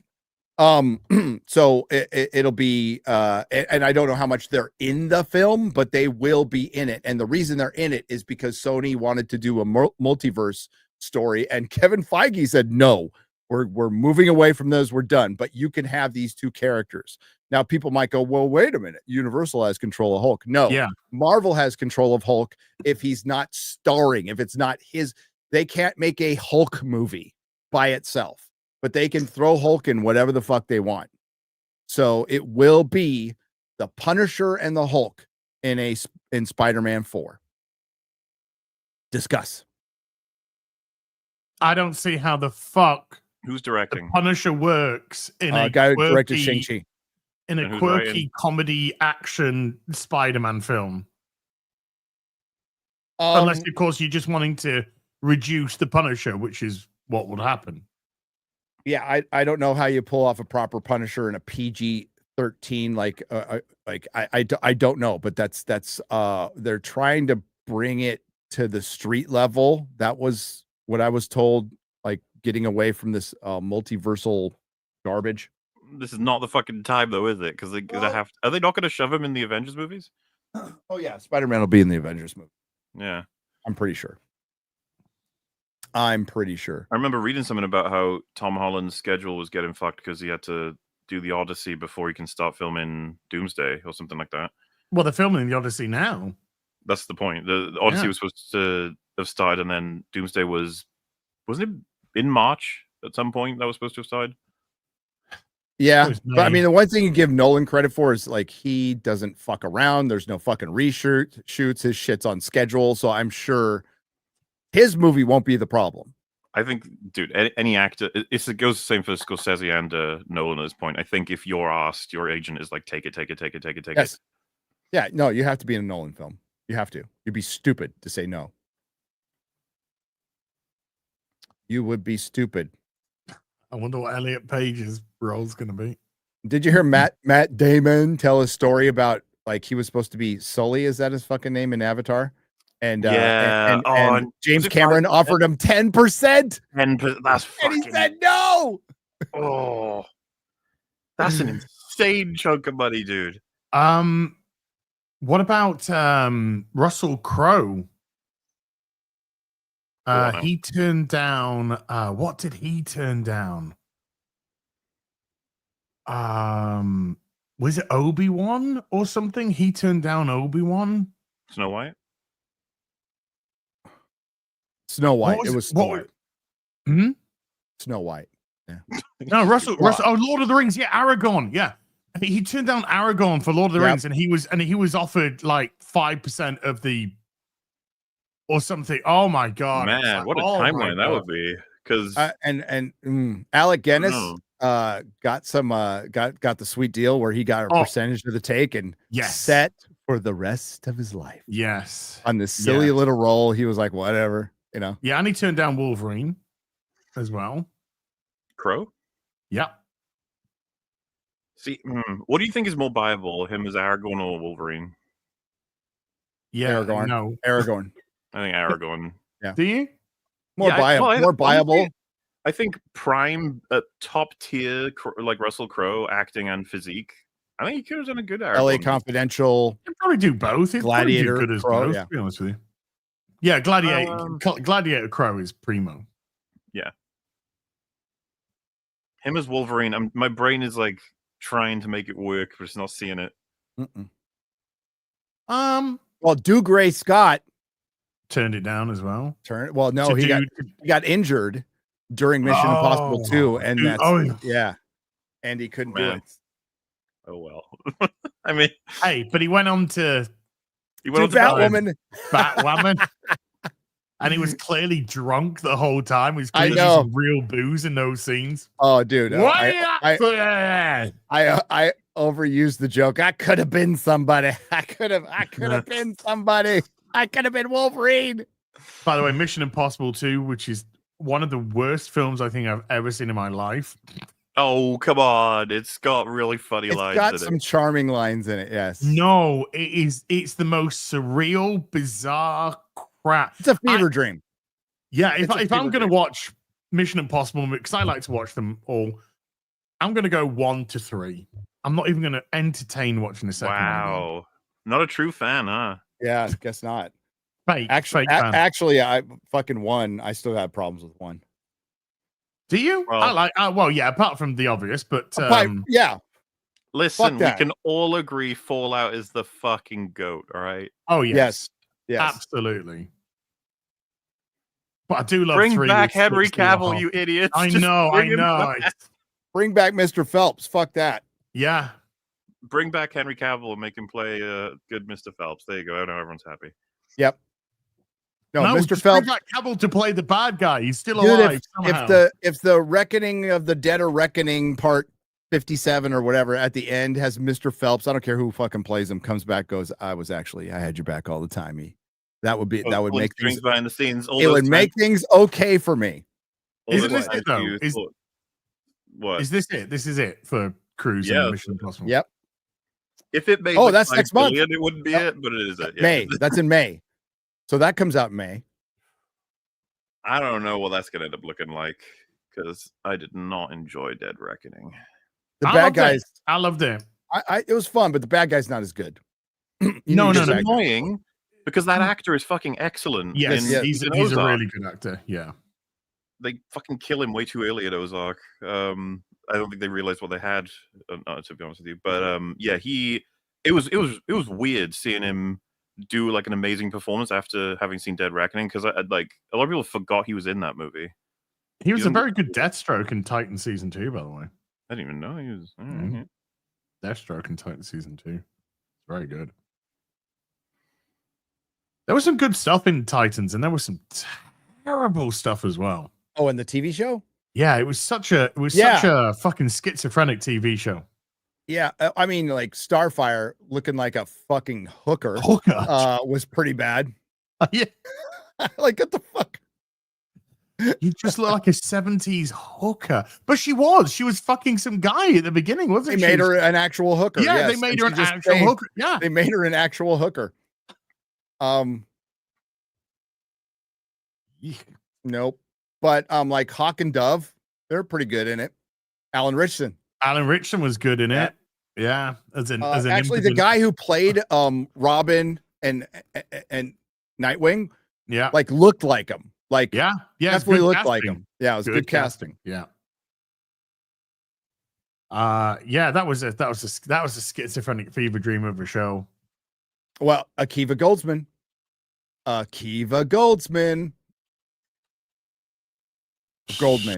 Goldman, whatever the fuck, I don't care. No white. Starfire was no orange. It was so funny when this cosplaying last, she did a Starfire, and then she got fucking attacked online by the mental people. Yeah, like, Starfire's black. How dare you do it? And we were just all like, she's fucking orange, you fucking dipshit. Twat. She's fucking orange. Orange Starfire bad, I guess. That was funny. Okay, let's get into some supers. Dupers.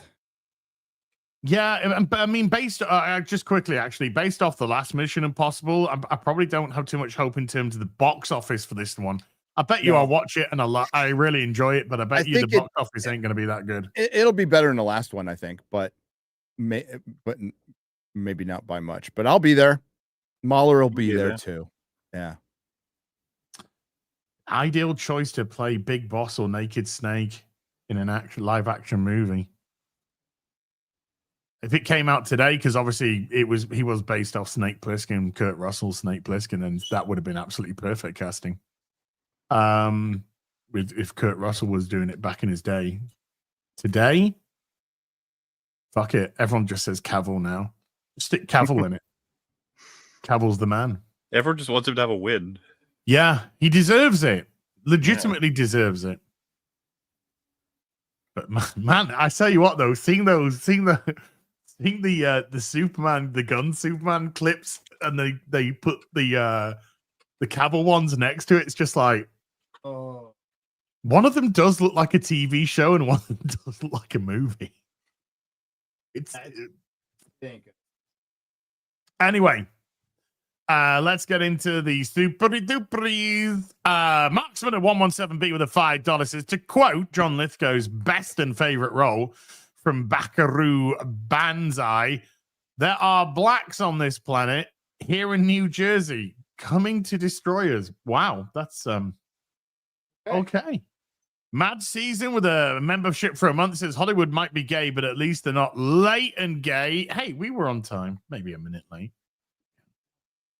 We're on time. It's on this channel. It's not on Gary's channel. Come on. We are spoiling you guys now. Hunter, yeah. We used to be so late. Yeah, like 20 minutes on. Yeah. Now it's 30 seconds. Okay. And people are like, ugh. Remember the Filoniing? We were like 45 minutes late for that one because I was waiting for you and fucking Jeremy to stop arguing, and I should have just hit record for the whole thing because the Filoniing, you missed the first third. Oh yeah, Jeremy and I were going big time going for it before. The funny thing is when he went, fuck it, we're going to go live. We're just going live with these two arguing. And you went live, and Jeremy and I are just fucking going after each other on this. And then Odin opens his mouth, and you just fucking beat Odin into the ground, throw me his mouth. I know. What was the argument? Jeremy was defending Dave Filoni, and I was saying that Filoni's a fucking fake ass piece of shit. My God, how that's aged, eh? Yeah, I can't even remember when I got mad. I know that hasn't aged very well. Odin was getting like autistic with his numbers, and I'm like, I kept on saying that it's irrelevant to the argument. It doesn't matter, and he kept going, and I'm just like, shut the fuck up, dude. Because like tolerating Filoni at this point in our sphere has become an impossibility. Like, yeah, so it tells me Jeremy might have a different opinion today, but well, the EU people knew, right? So the people who read all those books and then watched the Clone Wars are like, fuck you, and people who didn't read all the books, were like, okay.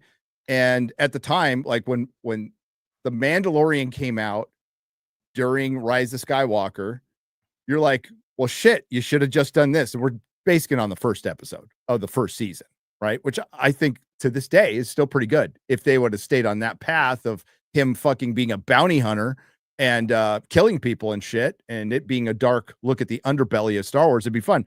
Kind of like that show George Lucas was going to do, Underworld, and they never did. One thing that doesn't get brought up a lot about this. So Underworld's been around for a long time. As a matter of fact, some people who worked on that show, I knew a couple of them, and they did this, and it looked kind of cool, right? But George had Frank Darabont, Ronald D. Moore doing scripts for it, dude. Like, it was a who's who of good fucking writers. So the scripts are probably really fucking good. But George wanted when he was shopping it, they said it was too expensive. Bullshit. George was shopping it and wanted people to commit to 5 seasons. And that's why every network said no. They should have. Rick McCallum said, well, we were trying to get the price down. Well, they were getting the price down and George was shopping it and he wanted everybody. And it's George. So you don't blame him. I mean, like if I was George, that's what I'd ask for too. And he just asked a little too soon, really. Because like that's what led him to, that's what, you know, the volume was eventually done and it probably would have brought the cost down. And I'm sure somebody like would have done it now, but I digress. Chat's saying, by the way, that Odin was saying that we need to move on. Chat's getting tired of the arguing. We need to move on. Oh, is that it? Yeah. No, apparently you just shut him down. Just shut up. Sometimes the last thing when you're passionately arguing, the last you want to hear is "Let's move on." You're like, "I'm not satisfied." Well, and anecdotally, coming from the chat, I love you, but there'll be somebody goes, "We need to move on," and then there'll be right below it goes, "No, keep going." Yeah, yeah. Let them fight. Hey, who do we listen to? Or do a poll. Yeah, do a poll. Do a poll. Hunter Dvorak with a $10 says, "Howdy, folks. If you really want to see something funny, go watch Mauler find out what PEMDAS is on EFAP 54. That entire EFAP episode was so unhinged. Also, Snow White flopped and Pearl Harbor sucks." Mm-hmm. Yeah, we don't have PEMDAS. We have BidMess. That's why I was confused. Okay. I have no idea. Know this. You know the process for figuring out like any given math problem, basically. Oh, parentheses. Blah, blah, blah, blah, you lost me. What else? I'm really fucking bored. Brackets, not parentheses. Yeah. Talking about your fucking math or whatever. Big Ounce with a $5 says Weekly Marvel versus DC. Jay Garrick Flash versus the Wizard. I'm just gonna go Jay Garrick because I don't know what the Wizard does exactly. The Wizard. Whiz around, I imagine. Another speedster whizzing around. You just piss on everything. Just a guy urinating in the corner. You just have like the Wizard. Wait, the Flash versus the Flash. Sorry, I got bored by the math and I tuned out a little bit. Gary's kryptonite now, dude. Okay, so if you ever bought Invaders comics from the Bronze Age, that's the first place I heard of the Wizard, and he's literally got a fucking yellow costume with a W on it. Oh no! He became everything. But he's a Golden Age character. The Golden Age was everything. Those were the days. The Golden Age of comics. The Shagger. He's exceptionally good at stopping crime, but he does pee on the criminals. Like all the police are like, "Thank you, the Wizard." No, his superpowers comes from him pissing himself. Oh, that's what gives him his superpowers. Ah! Oh my God, it's the Wizard. No, it's Muse. It's the Wizard. It's the Wizard. It's Black Wiz though, so he's got to go to the doctor. Oh no! He would say a doctor. Kidney stones. No, it's actually blood. As is one K Brown's been a member for 33. Thank you. Pally Dan with a membership for 23 says, "Hail, gents. Loved your courage of Snow White. Up next, Thunderbolts." I'll go. Yay. I will go see that. Yeah, never mind the Wizard. What about his cousin, the Jizzer? Razor Hammond with a $2 says, "Best Star Trek episode, and why is it Balance of Terror?" I'm not going to argue with that. Nope. The Doomsday Machine. That's like, yes. I'm gonna edge it to Balance of Terror because when the Romulans are done right, they're fucking amazing, and it feels like yeah. I just love Doomsday Machine, man. That's good. It's so good. Caffeinated Me has been a member for 16. Thank you, Caffeinated Me. David Smart with a membership for 2 says, "Hey, Gary, that binary woman on Piers Morgan was so annoyed at you and drink. It was so funny. She likes Snow White and you broke her spirit." You mean the dude or the what? A non-binary woman? The binary one? I don't know. Was I on there with a non-binary woman? Like Snow White? That's crazy. Yeah, but it was I keep forgetting his name. I want to say Elmer or something like that. The black gay guy. Black gay guy. Then that's enough. Maybe the. I'll be honest. Every time he starts talking, I just look at Esther. She hot. I don't. Kunaku. Ernest. It's Ernest. Yeah, Ernest wrote the book, The Case for Cancel Culture. Oh, yeah. That's all you need to know about Ernest. Yeah. Mm. Kunaku has been a member for 16. Thank you, Kunaku. Kalioth with a $5 says, does the Cthulhu god know a good rotary cuff therapist? The 32nd went into overtime for us. Yeah, I tell you what, though, chat, today I can lift my arm up, which is fantastic because yesterday I could not lift my arm up. There is a bit of pain inside still when I move it into a certain direction. So I do think it's the rotator cuff. Recognize her? You should. What superhero is that? You should absolutely recognize. Had her own show. Echo. Looks just like. The casting is great, right? That's Echo? Yeah. That's Echo. So it's healing great. So I'm going to see what it's like tomorrow, but I'm really, really happy with the fact that I've woken up a lot better today with it. Pegsy, oh dear, with a £5 says, please watch Sexy Beast, peak Ben Kingsley and Ray Winston. Proper British gangster film, only an hour and 20 minutes, prime acting and dialogue. What's it called? Sexy Beast. Have you not seen that? Yeah, I've seen Sexy Beast. Yeah. It's fucking great. British gangster films are kind of my secret favorite genre. I can't wait for Mobland, dude. I hope it's good. 5 days. It's going to be interesting. Yeah. Trailer was okay, but I'm hoping. Yeah, trailer's okay. It didn't like the way the you're just there. Well, dude, I just rewatched The Gentleman and it's fucking 10 out of 10, dude. That show is the music is so fucking good in it. It moves so fast. And and you know, Susie Glass is fucking awesome in that show. She's fucking great. She is. Oh. Mikey Gustler with a $20 says, happy 9-year anniversary to Batman v Superman Dawn of Justice. Don't know how everyone feels, but I love this movie, specifically the Ultimate Edition, which is the only version. Hope it re-releases in theaters with this cut. The Ultimate Edition's better because at least it makes more sense than the cinematic one, which had so much cut out that a lot of things felt 100%. 100%. And the Snyder cut is far superior. Yeah. I want an Ayer cut, not an Ayer cut, an Ayer cut, Mikey. An Ayer cut, yes. As much as you do. I am dying to see his version of the movie.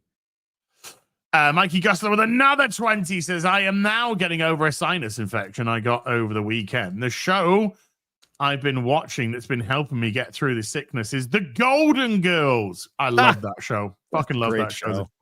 I used to watch it with my grandmother. Do you like the show? Yes. It's amazing. Yes. It was an amazing show. I used to watch that one with my Gma too.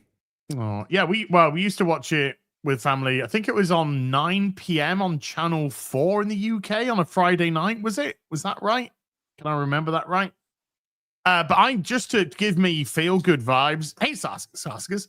Just to give me feel-good vibes at the moment, like I said, I'm watching Knight Rider. And I'm halfway through season 3 of the 4 seasons of Knight Rider. And it's just been so much fun to watch. Oh my God, we lived in a different fucking world, man. Yep. When they cared about shit. Ooh.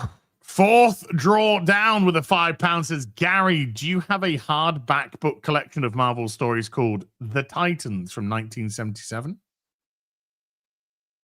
I don't. I do not have the hardback versions. No. Okie dokie. Ministry of Wrong Thing with the $5 says, Gary, I remember you, Gort, and others talking about how they need to make movies 90 minutes again. Now we have video games with 2-hour credits. That's Assassin's Creed Shadows reference. I mean, aren't they all kind of like 2 hours? That's not new, is it? I thought the credits ran real long for other games too. Maybe not 2 hours, but like an hour and a half. Yeah. Oh, wait. Okay, hang on. I thought you were Marvel Titan hardcovers. Are you talking about the Fireside? Or I have Fireside hardcovers. The Titan? Is that a publisher? Why am I'm blanking on that now? I have the Fireside, all kinds of Fireside shit. But the reason they said that movies there is Titan books. Yes, there is Titan books. I have some of those. Yes, they're hard. The reason they said the movie's getting longer and longer is because they're no longer using film, which is more expensive, and so people are tighter. Because the move to kind of digital, it just allows it's so much cheaper, and then they don't get it compact, they don't get it condensed, and you just get bloated fucking messes. When they announced recently that Doomsday was going to be nearly 3 hours, and I was just like, of course it is. Fuck off.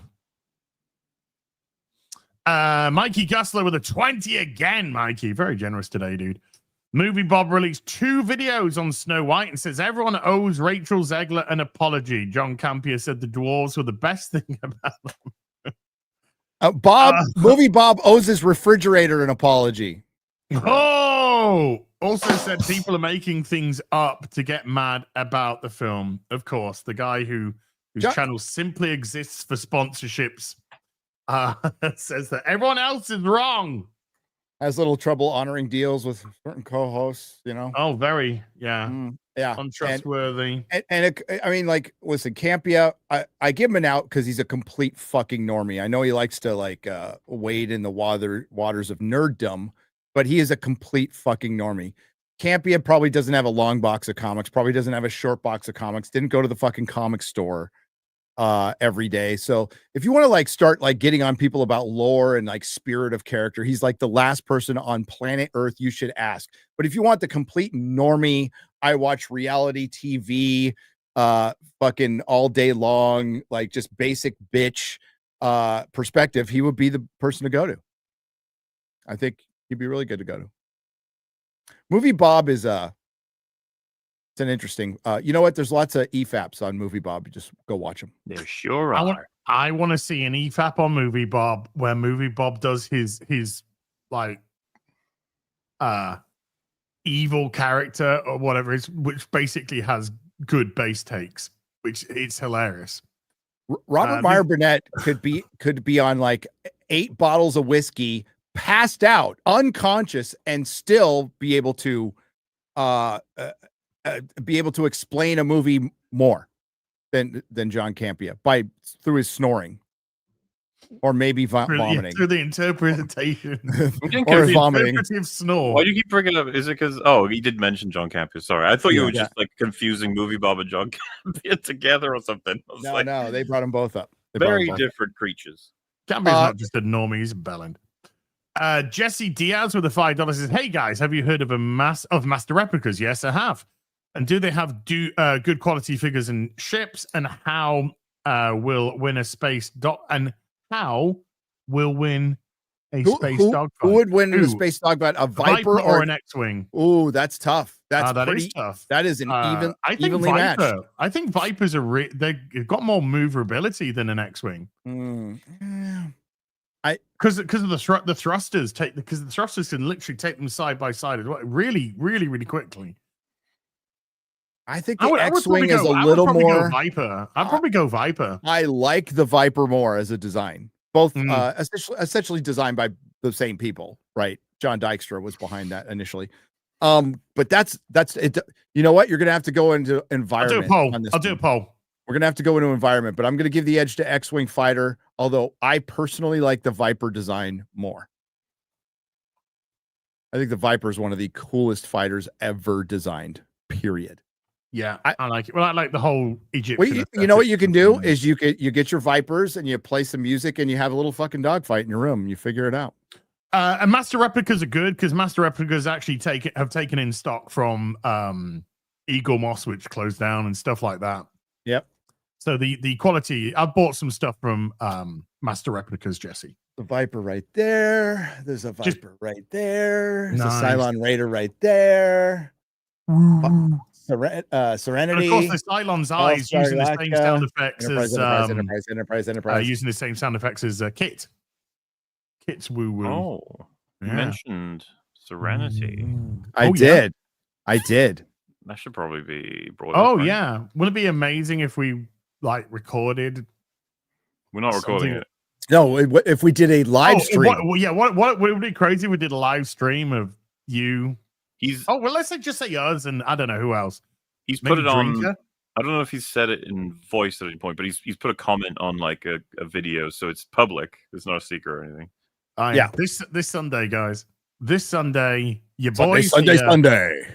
your boys here, and Critical Drinker. We are going to live stream a watch through of Serenity.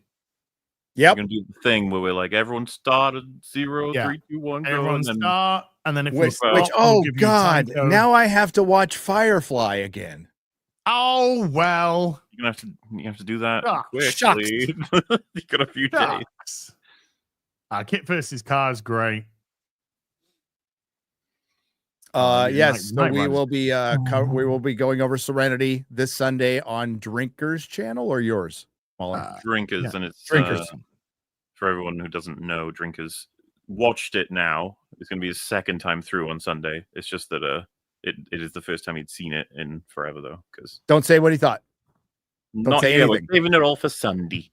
Don't say because it's his first time. That was his first time. What took Drinker so long to see Firefly and Serenity? I blame Mahler for not talking him into it sooner. I mean, he didn't listen to me, but like, you know, I haven't should even really known listen him to for Mahler. that long. He just whose fault was it before me? It was mine. No, Trump's fault. It was Trump's fault. I knew it. Yeah. Well, The blacksmith with a $5 says, "Hello, gents. I'm a huge fan of The Flash and would like to know if you have any comics you would recommend."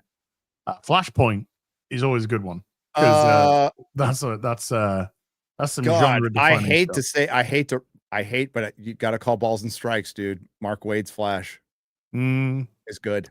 I mean, his Flash is good. It was Flash good. is good. It was Yeah. good.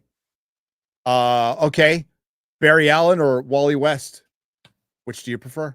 Jay Garrick. There you go. Because he's gay, so that's why he chose him. No, I'm sorry, I got that. Which Alan Scott. I got it mixed Wally? up with Alex Scott. White My bad. Ollie, Black Ollie, Doc Nerd Points. Wally. Wally. Wally, It's a white, for sure. it's a white one, ginger white guy. A Wally West Flash guy.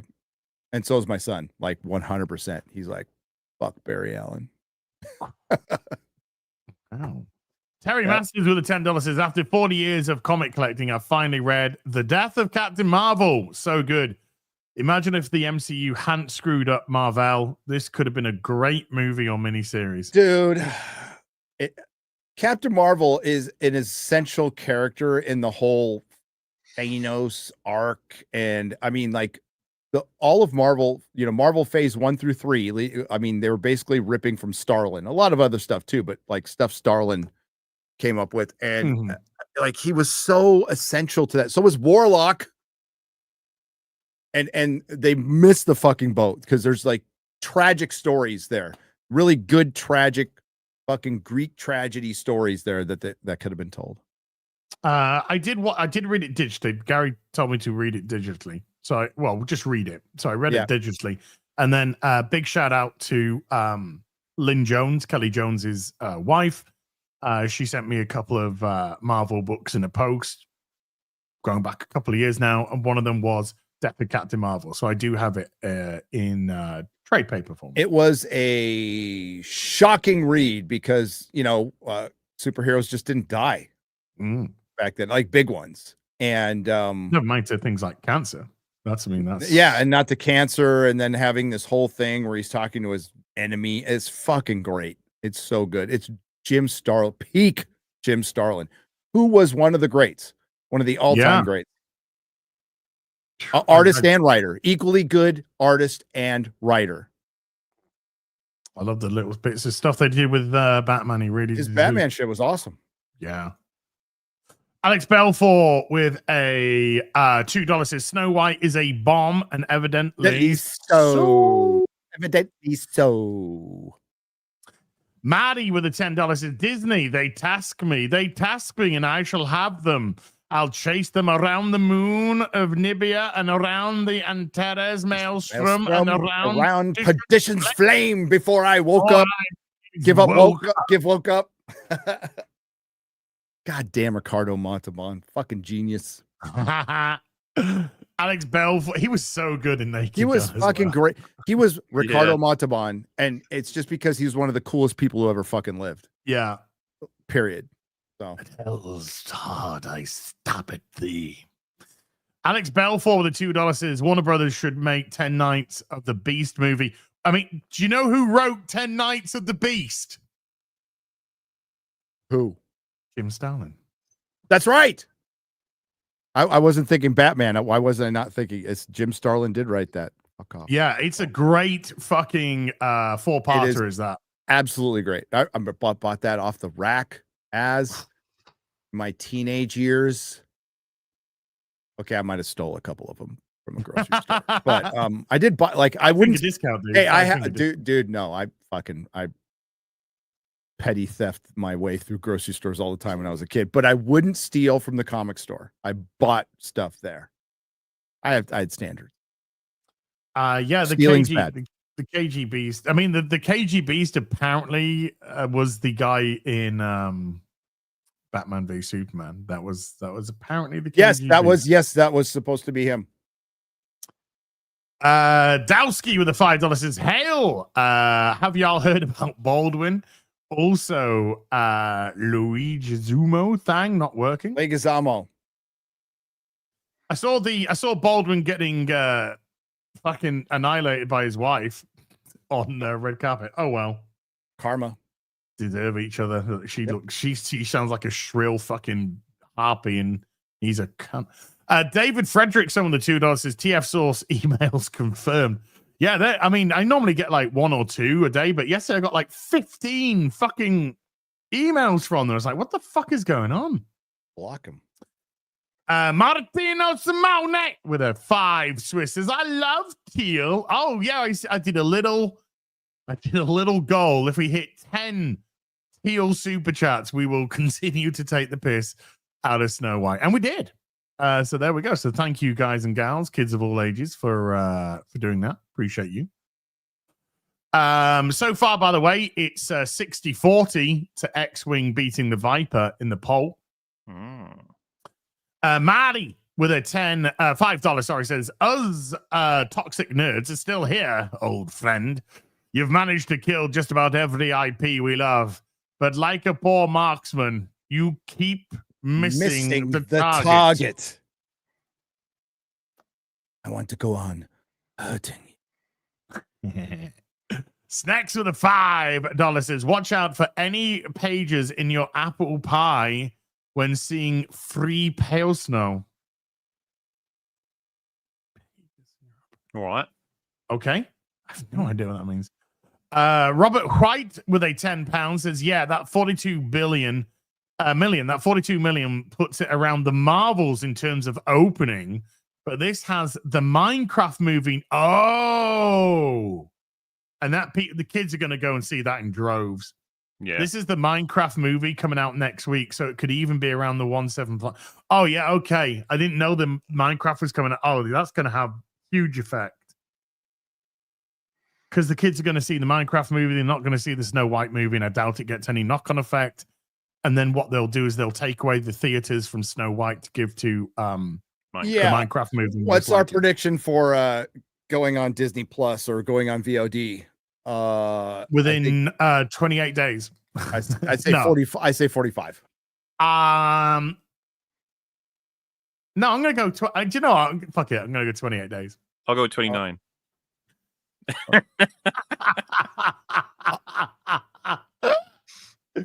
Put me down for $1, Bob.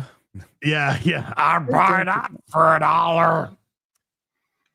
Gia with a $100,000.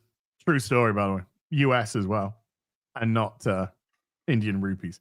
While I streamed Eve online and binged on YouTube yesterday, a Disney cruise ad spammed in front of my face, and I raged so hard it kept on spamming. I tried to use the YouTube ad center to stop the spam. #stop. I just have YouTube Prime, so no Yeah, usually adverts. Red, right? Or Premium, I forget what Yeah, whatever it's called. YouTube Premium, yeah. Whatever the name it's going by these days. Reno the Turk and I'm playing Final Fantasy VII Rebirth as well on the PC right now. So Reno's popping up in there. Reno the Turk with a $5 says, when you said slowest train wreck, I pictured the scene in Austin Powers of the Bulldozer. Cheers, EFAP Austin Powers. Really? We should do that. It's not like we haven't told them several times. Yeah. Yeah. But on the horizon, you may very well get that releasing sooner rather than later. We could be close to such news. That means 2027, before or after the Batman 2. Between Batman 2 and 3. But still before Wins a Winner. Yes. Hey, we're doing really well in the recordings. Yes. Dark Knight Rider with a $5 says, Black Mermaid, flop. Snow Brown, bomb. Whitewash Lilo and Stitch, nah, likely a big hit. If one were to recognize patterns, I wonder what it could be. Gia with another $50,000 US says, here's for the laughs on Snow White. And for the love of God, Disney, YouTube, Google, it's time to hashtag stop spamming your awful Disney ad to our faces. If you don't want to get YouTube Premium, whatever, just put ad block on. Not that I would advise such things. Eddie from Outer Space with a €2 said, Serenity Sunday secured? Yes. Yes, sir. Corey Wilson with a $10 says, good to see you guys. I just got fired yesterday. Wasn't my fault. Been at the company 9 years. And I'm feeling pretty down right now. But hearing you guys talk about Snow Brown really helped cheer me up. Corey, I'm so sorry, dude. Sorry, brother. Don't send any more super chats. On to better things. Yeah. Yeah, don't get down, get even. Yeah. And don't sit on your ass and then let it get on top of you. Just get straight out there looking. Get straight out there looking, and good luck, dude. Let that light a fire under you. Yes. Dale T has been a member for 4 months. Says Disney will sell Snow Brown to itself and put it on Disney Plus to recoup costs. Yep. Shifting money, yeah. They'll shift some money to try and make it not look as big a disaster as it was. Grimnack with a $5 says a local theater here in MT is doing 3 weeks Lord of the Rings extended, always packed. I think that's where we are headed. Montana. Well, the theater that I like to go to the showcase in Leeds to watch my movies if I can, and they've started to show older movies. I went there recently to watch the Terminator movies and all this kind of stuff. So they've been putting on some really good stuff, and they're putting on, I think, Commando soon as well. Yeah, that's crazy. They showed all 2 Terminator movies. Just the 2. Well, then that we only went to see the 2. That's the only 2 we wanted to see. And then I took Chat's mum, and I took Chat's mum, and we saw Spider-Man 2 and Spider-Man 3 with Tobey Maguire on consecutive weeks, which was really cool as well. Neat. Nathan Cassidy with a $5 says Disney saw the iceberg coming from a mile away, changed course, and ran into a sea mine instead. Nobody was going to catch a break from Snow White. Sea mine. As that, good shit. Yarp. Daredevil and Batman. Boy, there we go. Nice.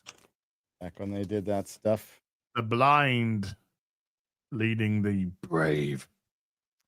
Fear of FEMA with a $5 says bring back one screen theaters and also show plays and comedians.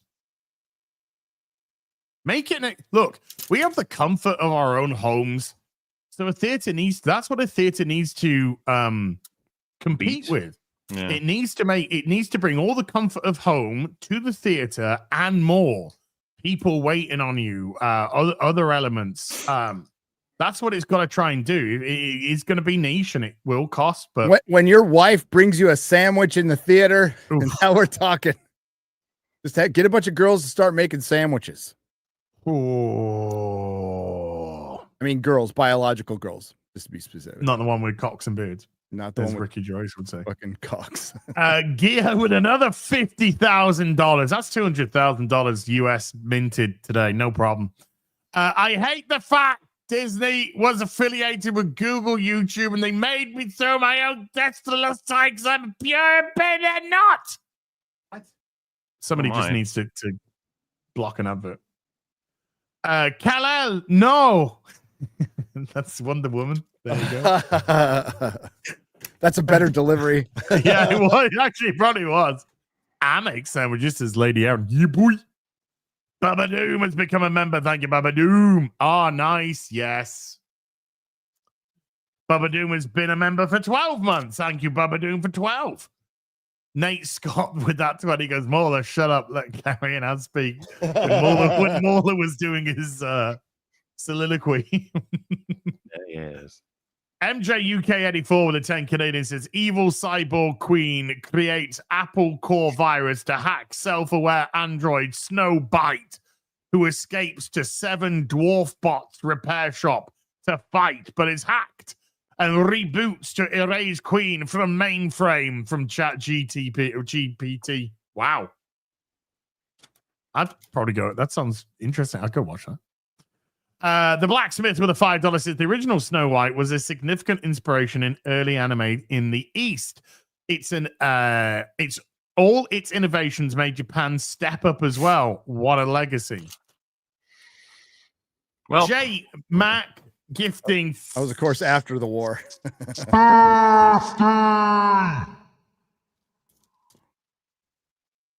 Memberships to the stream. J Mac, you're a fucking real one, dude. You are a baller, mate. Thank you so much indeed. That is insane. That's insane.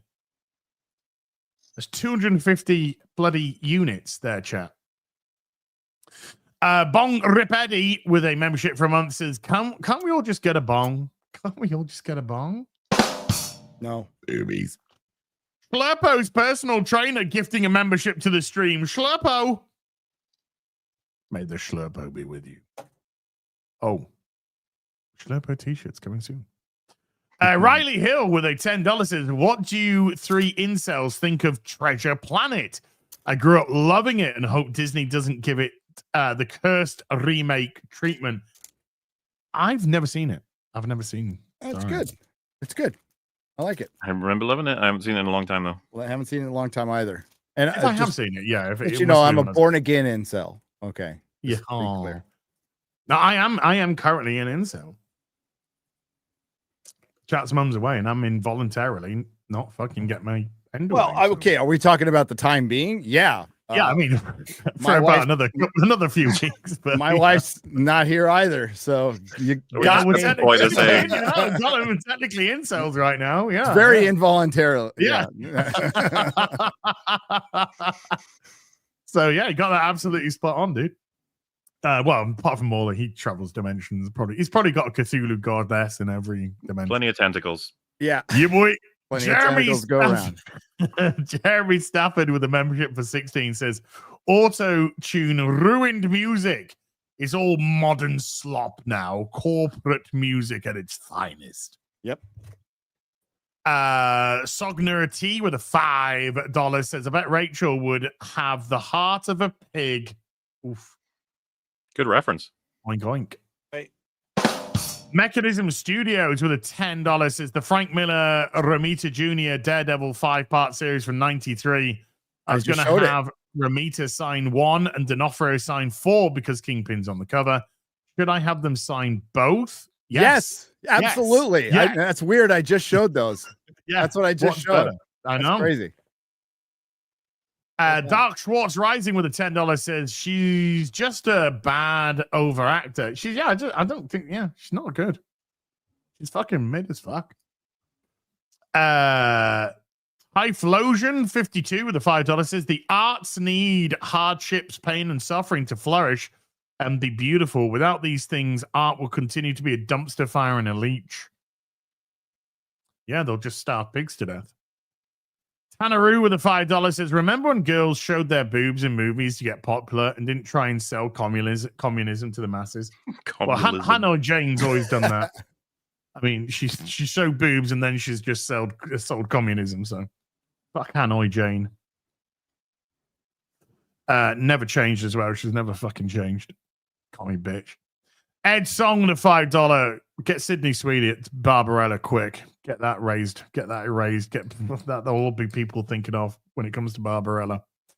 Ed Song with a $5 says, as you are so optimistic, you are still holding out hope She-Hulk season 2. Bless you, good sir. Look, it's never going to happen, but my God, if they announced it, Disbrew and I would just have a fucking party together. Oh my God. British Gary from the League of Evil Garys.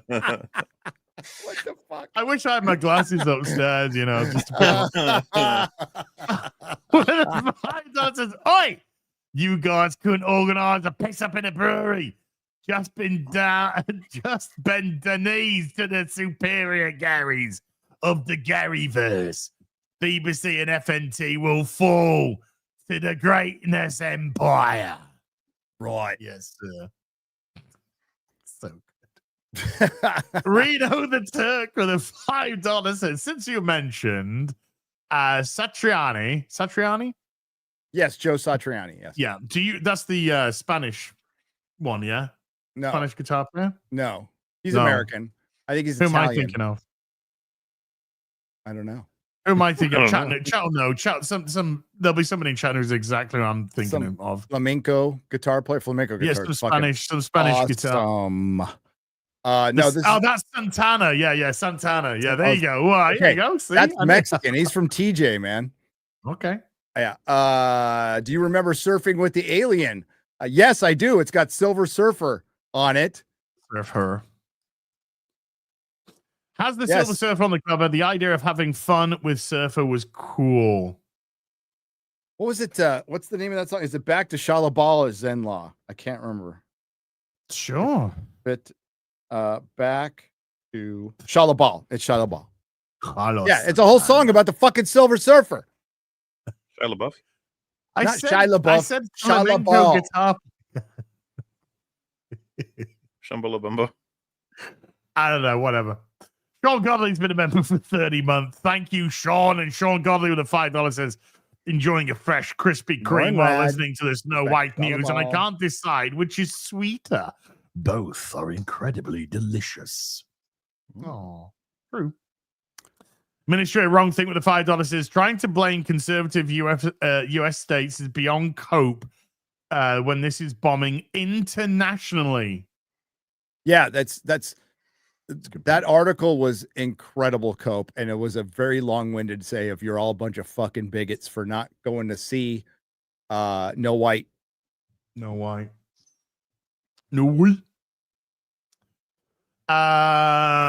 Savvy's Musky Armpits with a $20 says Snow White was the first rung on a ladder of monumentous success, and it looks like Colombian Brown is the last steps off the cliff to irrelevance. Kind of poetic and a gay kind of a way. Damn it. A meme was born from that Assassin's Creed thing, dude. Oh, dude. Why? That looks fucking horrific, dude. Dude, do you know what the scene is, Gary? Do you know what the scene is? Yeah, we saw it. Yeah, this guy is just about to fuck a they them, a dude that with the they them pronouns, and he just breaks the fourth wall and looks straight into the camera. Like, what the fuck is this shit? But there we are. Assassin's Creed, it is shit. I already dumped it after 2 streams. By the way, can I just say, 2 very, very rewarding streams. Chat was insanely generous. And it was so fucking boring. So shit. So repetitive. And then a game came out yesterday called Atomfall. And I said, should I stream this instead? And they were like, yes. Voted overwhelmingly. 75% said yes.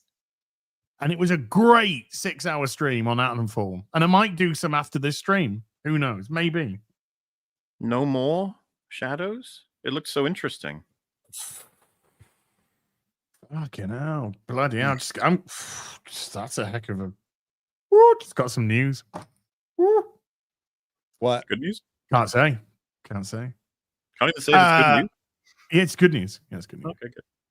White Knight Leo with a $2 says, why aren't more movie theaters rerunning old films? They'll probably need to. They will probably need to. But ultimately, that's not going to save them. Temporarily, it might help them, but these modern movies need to get better. Snacks with a $5 says, I hear no white theaters are a good way to hide from ICE. Oof.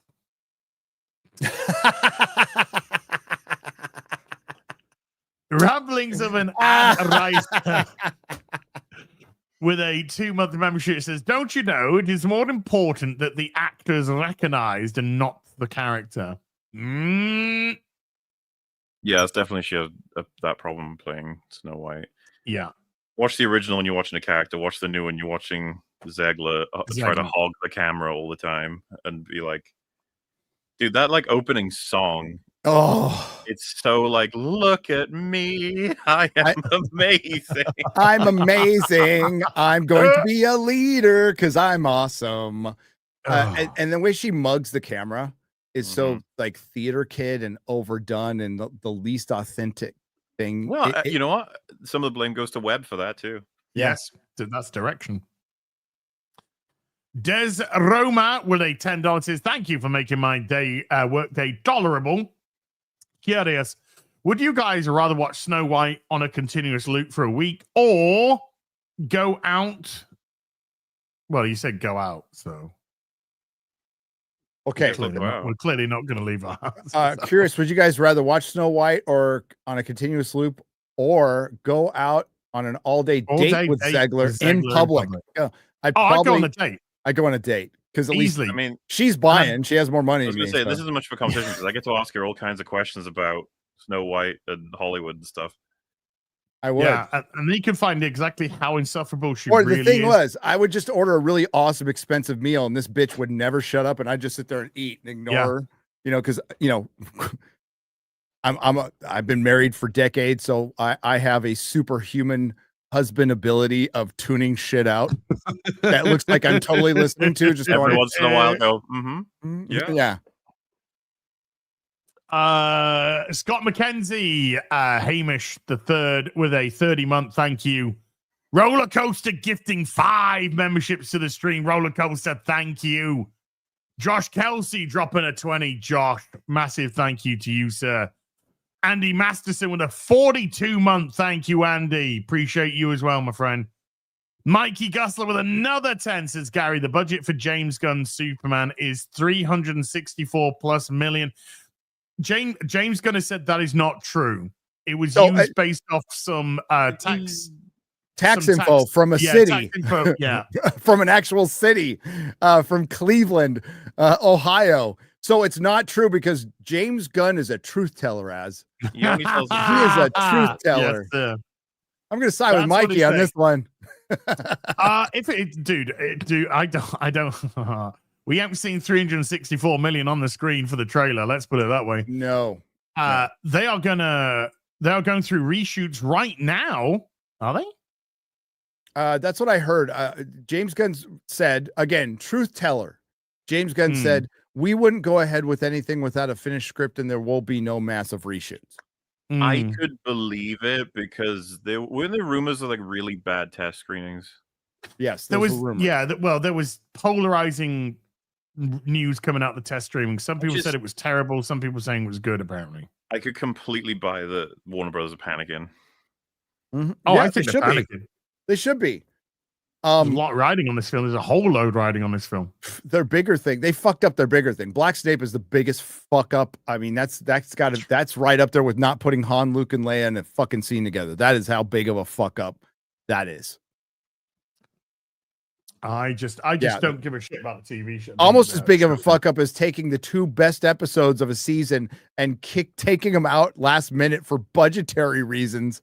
To get the thing turned around faster, and it still took 2 years to make House of the Dragon. That was such a fuck up. What a fuck up. They are fuck ups. This movie will flop. I don't see it going past 500 million at the worldwide box office. I think it's going to do 700 to 800. Yeah, That's I think my it passes prediction. 500, but I don't know how much further it's getting. Yeah. A dude has been a member for 30 months. Says, why is this not at the Millennium Fandom Bat this year? Oh, the meetup.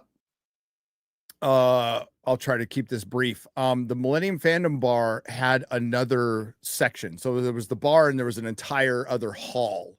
They subleased their hall to somebody else, so we couldn't use it. And so we had to go to a location that would hold more people. It was not. I prefer, because I love Alex, the crazy French owner of that bar. He's a friend of mine. Melissa does work for their Instagram and stuff. They're really cool people, but we just didn't have the space. We were thinking about doing a block party right in front of it, and we could get permits and stuff. But I mean, it's all outside, and then most people are outside, but it's still all outside. So we needed to go somewhere else, unfortunately. If he gets that room back, we'll go back there.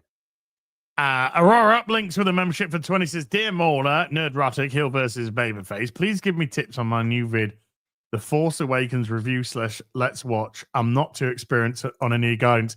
Aurora Links, we don't have the, I can only speak for myself. I don't have the time. I really don't have the time to watch people's videos and give the hints and tips.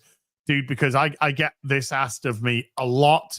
You do one, somebody else comes along, they want you to do theirs and theirs. You got to just trust your own process, right? And learn from your own process. Learn from your mistakes. Learn from your successes. So instead of other people looking over it, just go with what you believe you've done is correct. Yeah. Basically, watch some videos you like and borrow those ideas. That's what everybody else does.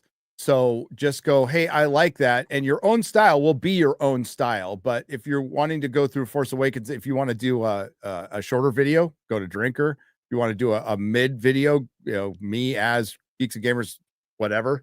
As far as editing, you want to do a longer video, there's a man right here. Just watch his stuff. But like, you want to make sure whatever you're doing, you're reviewing it. You're not just telling us what happened in I think people get really caught up in just recapping, right? You recap a little bit, reaction, recap a little bit, reaction. Tell us why you like or don't like it. That's very important. Stay authentic, stick to what you're passionate about, and if you can find a new twist on anything, then pursue that as well. A lot of little boxes to tick in terms of what you should go after if you really want to do Force Awakens. It's well traveled, but at the same time, I'm still doing it, so I haven't completed my series yet. Yeah, I have technically never done a Force Awakens review. Maybe I should do one. I haven't. Mikey Gusler with a $10 says, there is a completed Batman script that is ready to film with actors and creators would hop on as soon as possible. Ben Affleck's Batman script is set in Arkham Asylum. Let Affleck direct too. Well, I mean, he was going to. He's going to direct. That ship has sailed. Yeah. Big time. Unfortunately. Maddening has been a member for 6 months. Thank you, Maddening. Dark Hierophant has been a member for 11. Thank you. Chris 1306 with a 35 Zars says, guys, the only thing I see that can save DC is an absolutely deranged snowflake movie. Bring in the coke. Yes. Bring in the coke. Cocaine is my god. 50 million. I'm the budget. instrument of its will. Yeah. R-rated. And everyone who's in the film has to be on coke. Dude, I want a Hot Toys fucking snow flame so bad. Let Sam Raimi direct. Yes. Wow. Oh, I almost got a Mego custom one and I lost it on eBay and I've never seen one since. But if anybody can knows where to find one, let me know. Fucking Snow Flame. Look up Snow Flame, by the way. He is legitimately it's a DC superhero who likes the coke. Yes. He was brought back in for a story a couple of years back. He wasn't on the coke. So what's the fucking point? Yeah. So there you go. PM with a membership for 19 says, looking forward to Zendaya as a Troicus. What's that? Sure. in Ed the Song with a $10 says James Gunn and Zack Snyder are like halves. Gunn is good at story and execution, but bad at concepts. Snyder is good at concepts, but can't flesh out ideas. Past Guardians of the Galaxy, I didn't care for his Guardians of the Galaxy trilogy. Okay. He's never reached the heights of Guardians of the Galaxy. Well, you know what? They did work together once upon a time. Little movie. Yeah, they did on a movie that I liked. Yeah. Dawn of the Dead. Maybe they balance each other out. I think Zack Snyder is capable. I agree. I think if he is not writing it and he is just a hired gun to adapt something, I think he's good. I think he can do good. I fucking love Watchmen. I love the 4-hour fucking cut. I think it's far superior. I think that is a fucking masterpiece of a movie. But and I like 300. It's got some good source material to work off. Rebel Moon, Army. Rebel Moon is some fucking shit, and he is in total control. That is some garbage. I even got a Rebel Moon clip in my fucking Snow White video, which I was so proud of. So, it was very funny. I like that. Thank you. The kill her. I was thinking of you, buddy. Doug Gill with a 20 says, "As is a face and hilarious laugh for radio." I've definitely got a face for radio. I agree with you there. Dark Knight Rider with a $5. I've got an ass for radio. Okay. Fucking hell. Gary went full OnlyFans. The no white, blue/red county coat reminds me of when men were blamed for the Marvel's failure, when in fact way more men went to see that film than women. Yeah, more men saw that than women. Yeah. You read that about as good as I would have. Taker 610 with a $2 says, on Daily, someone said Half-Blood Prince of Bel-Air. Oh, that's old. That's one of mine. Stitch with a 13-month says, Black Bag is well worth the watch, fellas. I really like the unusual soundtrack as well. Ed Song with a $10 says, Mauler, are you looking forward to the next idea they take to a retarded direction in Jurassic Park? X, let's joke about cloning people by Hammond in a presentation. So let's clone my daughter, Lockwood. They've just fucked it up every single time. So, like I said, I got no hope for rebirth. Scarlett Johansson is fighting dinosaurs naked. I will fucking watch that movie once a week, once every They're day. not gonna let her be naked. Once a fucking day, I'll watch that movie. It would make $1 trillion. It would beat Avatar. Did you hear that Scarlett Johansson apparently wanted to go topless in The Island, and thingamajiggy Michael Bay wouldn't let her? That's really, I don't believe that for one fucking second. That sounds criminal. Like, and that sounds very that is opposite of everything I've heard of Michael Bay, by the way. Yeah, that's very anti-Bay. Sorry, Mahler, go on. Yeah. So there we go. Thank you. Jay Koto 345 has been a member for 31. Says thoughts on Ultimate Spider-Man outselling Amazing Spider-Man. What you mean? Because there's a married Mary Jane and Peter Parker with a family and 2 kids. I have more thoughts on Tom Brevoort saying, well, there's not that much of a difference between the sales of Ultimate and Amazing, so everything's fine. It's like, motherfucker, Amazing should be outselling Ultimate tenfold all the time. That's your main title. And the fact that it's not is pathetic. My thoughts on it, Marvel died when Disney bought them, period. This isn't Marvel Comics anymore. And it hasn't been for a long time. And I was worried about it at the time, and it came true. Quiet Texan with a $20 says the entire Marvel brand is being held up by rivals. Sue Storm's butt can only support so much. Oof. Pretty good. That's a badunka dunk. She'll accept that challenge. I could throw 20 pence pieces at that all day. Mm-hmm. Fun with collecting with a $2 says Disney pushes communism and we can't share passwords. Oh, is that because of the leaks or something like that? Dude, I have a different password for every fucking site. So B-Chain 315 with a $50. Hello, gents. I'm a bit bummed. The church I started going to a month ago went full TDS on Sunday out of nowhere. I was really enjoying going until now, but it had helped my friend get out of her depression. Should I support her and still go? Love you guys. Well, say something. Yeah. Say something. Speak up. When I'm in a meeting and people start going political at all, I speak up, whether you're supposed to or not. You're supposed to let people share, but you know, sometimes when people go off a little bit too much, you just gotta like curve them back. Like, this is about recovery. This isn't about politics. Yeah. So I've been shushed a couple times. I don't give a fuck. Yeah.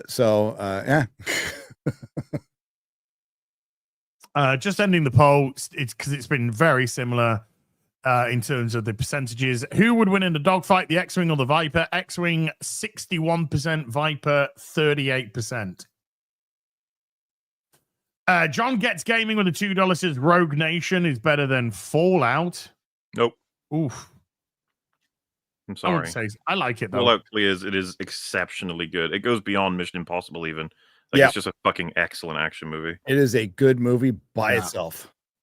But I love Rogue Nation, by the way. Rogue Nation's good. Yeah.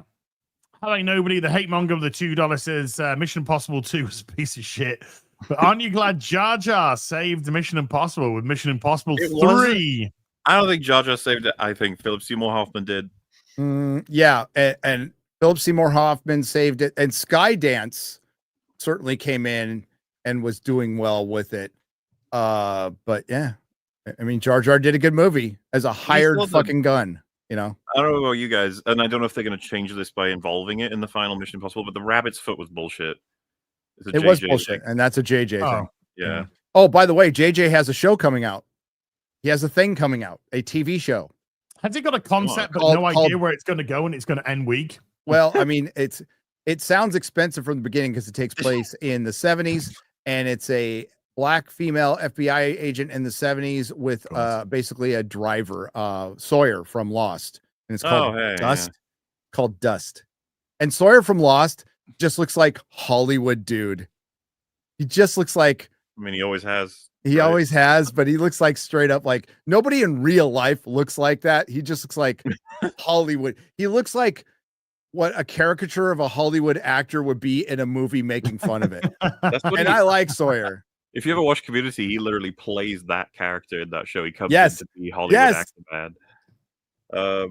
By the way, you guys know about Severance, right? The show. Yeah. It's in the first episode. Ben Stiller produced it, I think, right? Yes, he did. Pretty involved. I don't know if you saw it, but Tim Pool put out a tweet shitting on Severance. Yes. And then Ben Stiller commented underneath it with a little nerd emoji. Right? And I was just like, what the fuck? Like, oh yeah, what was that? And then Tim Pool responded, hey man, I love Tropic Thunder.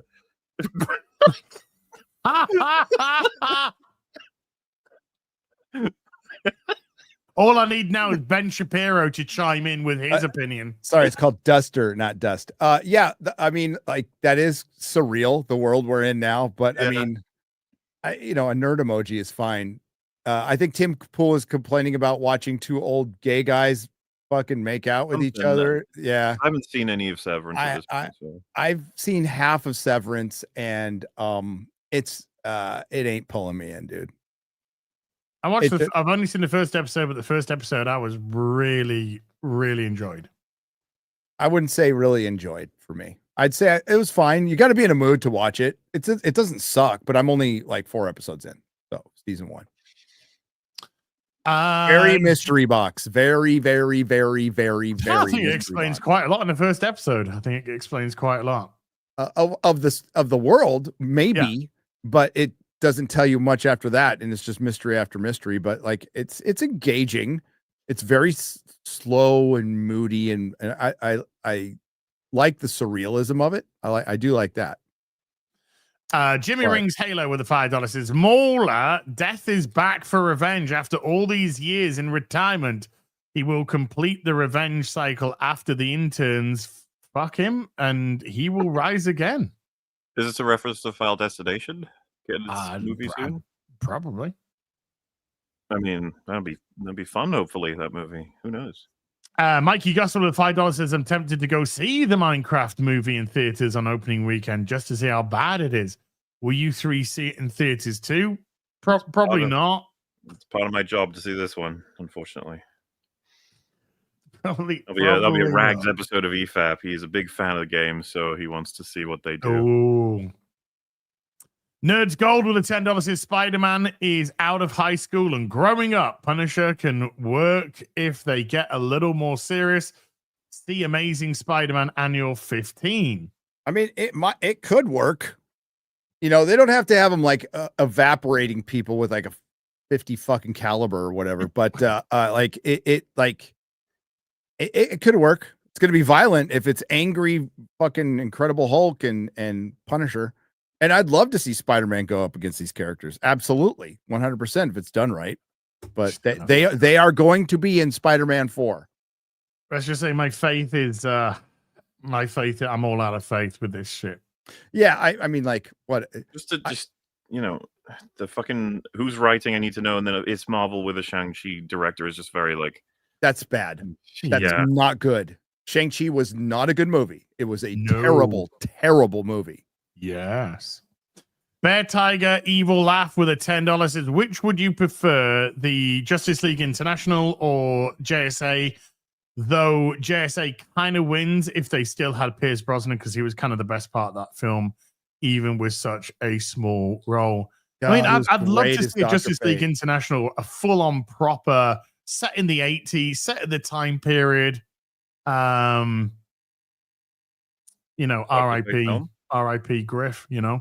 But if they kind of did that as almost like a satirical film, it could work. But I mean, it's just some great writing. That Justice League International 80s run is just fucking something else, you know. Top tier. Riley Hill with a $10 says Haley Atwell as Captain Carter should have been the female lead of the multiverse saga instead of Marvel trying to push Brie. Haley's charismatic, has two big reasons to watch whatever she's in. Giggity. Well, she's coming back, right? Yeah, she's coming back. She was in Doctor Strange Mom and they cut her in half. Yeah. Darth Yeager with a member for 12 months. She couldn't even catch her own fucking shield. Mm-hmm. Will Polliger with a membership for 27 months. Gabe NG Bungho with a $2 says hail. Alan Ang there. Digitalis has been a member for 43 months. Thank you, Digitalis.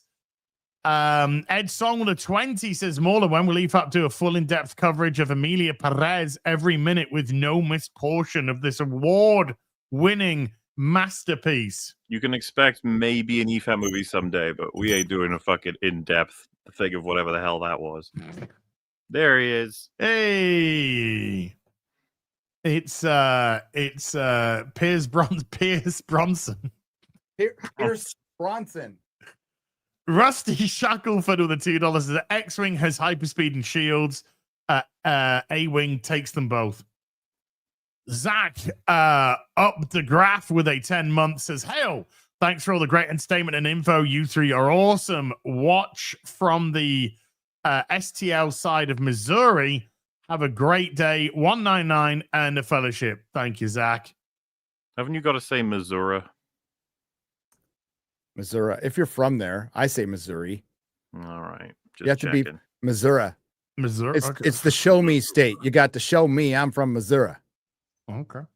Those parts of Missouri are very nice. Springfield that area is very beautiful. Oh, that's where home is from. Yeah. Well, there's a Springfield, Missouri, and there's a Springfield, Illinois, and they're not that relatively far from each other. Cool story, bro. Hiro Kami with I was in both of them recently. That's why I say it. I was on my drive down from Wisconsin. I drove through both Springfields. And the story gets even more interesting. I know. Am I boring you? But I'm doing my fucking job. I'm a dad, dude. I have to watch Firefly again. What a good idea. I've only watched it once because I love Serenity. Firefly's fucking amazing. I'm just looking at the painted tits on that avatar. I didn't hear a fucking thing. Oh my. Yeah. You guys didn't see that? No. Gay. I was fucking looking. I've seen it like a gazillion times. Dude, your eyes should automatically go down there. I mean, like, you could be like, Gary, you're only just noticing it for the first time. Shut up. course. Now who's the gay? Bradzilla with a $20 says, if the FNT crew ever makes their way to Massachusetts, I'd love if you did a meetup at the bar/arcade I work at, Play Arcade, New Bedford, Massachusetts. Bedford. The owner is a stuntman who also happened to drive the ambulance in Madame Web. No, we should go. Can you bring the ambulance? Can The Wambulance. can we? Yeah, Sure. can we do a dinner theater production of that movie? That would be fucking great. Cabral with a £2 says they had a Diddy party at the end of Snow White. They did. Uh-oh. Ian Corrales with a $10 says, I've asked Gary before, but to the panel, what is your it favorite non-hero ship design in Star Trek? That means any other than the Enterprise, Defiant, etc. Warbird. I do. I mean, yeah, Yeah, the Warbird. It would be the Warbird. Yeah, The Warbird, absolutely the Warbird. Yeah, I think it's badass. yeah. Play School did one. Oh, well, Play School did the one from Star Trek 4, which is wrong. But the proper Romulan Warbird, I think Diamond. There's some models, but if you want a toy, Diamond selected one with the bird painting on, fucking rad. Brindle Beard the third with the $2 says Lock, Stock, and Snatch. Lock, Stock, or Snatch. Snatch. Lock, Stock for me. Ooh. For the record, they're both excellent, but Snatch Lock, just Stock. keeps me laughing more consistently. That's just so fun. Maddie Meadows. I have to watch them again. It has been a while since I saw them both. Callie Arthur with a $5 says, audience to Disney giving the Stone Cold salute. The needs of the many outweigh the needs of the few. Or the one. Or the one. Damn. Don't you get me choked up. Ali Charagi with a 2 Canadian says, thoughts on Total War Warhammer 3? Fucking amazing. Most human. Man. Man. I haven't played it. I'm not a Total War fan. Mr. Gruland with a membership for 42. Was the White Party at the end of Snow White another gaslighting attempt? Who knows? I don't fucking know. I don't know. The mindset in that movie was I just baseline retarded. That's what basically, I think everybody was fucking retarded. X in Wonderland with a $5 is the video for Son by Rammstein is a much better Snow White story. Yes, I'll just watch that again. Yeah, dude, that song is fucking so good. And works on so many different things. But yeah, the video for that is super. It's like they're in the mines and they're acting as the 7 dwarves, but they're just smaller than Snow White. What they're doing is they're mining stuff, and she crushes it up and she fucking snorts it like drugs and shit. And then she apparently dies from an overdose. But then an apple falls down onto her glass coffin, shatters, and she's actually alive. And it's some weird fucking kink shit going on in there as well. I just wish that were the Disney vision. I know it is actually really cool, a really cool kind of take. But that song is just so good. The Kraken with a $10 says Stargate SG-1 is hit and miss, much like season 1 of Star Trek: The Next Generation. If you plan to watch it, you need a list of episodes you can skip. Most of the appeal is due to perfect cast chemistry. I wouldn't say skip them. You got to take it all. You got to take it all in. You got to take it all in. Shamash with a $10 says the silly thing about Nani's casting isn't that she's even really whitewashed. She's still Hawaiian, but she's mixed, and apparently neither she nor Lilo actress are black. Ooh, yeah. They're having that. I assume you guys have seen that on Twitter. Yes. It's such a fucking awkward conversation when it's like, you need to be shades darker. It's just like, ugh. Remember when they were saying that about Rachel Zegler on West Side Story? They were talking about the Latinos weren't dark enough in West Side Story. Well, she was going after Spielberg's people for just checking to make sure she has Latino heritage because they wanted to make sure it was authentic. So she put, after all this fucking Snow White shit, and this is the game of DEI and identity politics. That's why a lot of things suck, because they have to check on that shit. She goes out and calls out fucking Spielberg's people. It's like, you dumb bitch. Do you guys remember the Family Guy joke where it's like he's trying to pass through some kind of security and they have a little thing that there's like 6 skin colors and it's like white and mostly white to then darker. It says like okay to not okay. And they would like frame that as like, see, it's the right wing would do that because I think it's like cops or whatever. It's just like, holy shit, the fact that it's like literally that when casting. For casting. Why in the fuck do you think Pedro Pascal was cast as Reed Richards? His enormous acting skill, his accuracy to the character. No, because he was a white passing Latino. They can get away with it. And it checks a box. And it's, also Pedro's their fucking little pet now. But Disney's pet. That's why. Stewie Felt with the $5 is inaccurate Reed Richards, by the way. So the only DC Marvel crossover that's good is Teen Titans X-Men. Oh no! No, there was some good JLA, there's some good Justice League. Yeah, it's the best by far. Like, not gonna argue with you there. Pedro was great in Game of Thrones. Yeah, he was great in Game. He had a limited role, and he did it exceedingly well. Yep. Yeah, Superman holding Thor's hammer, holding Mjolnir with Captain America's shield that is a fucking cover, mate. Fuck yeah, George Perez. Zombified guitarist with a $5 says, has Nerd ever listened to Tom versus the Flash podcast featuring the best bollocks of Silver/Golden Age Flash? No, I have not. Maybe. SJ Almighty has been a member for 58 months. Thank you, SJ. Helen Hunt's forehead with a £5 says Terminator Blade and Godfather are some of the greatest duologies of all time.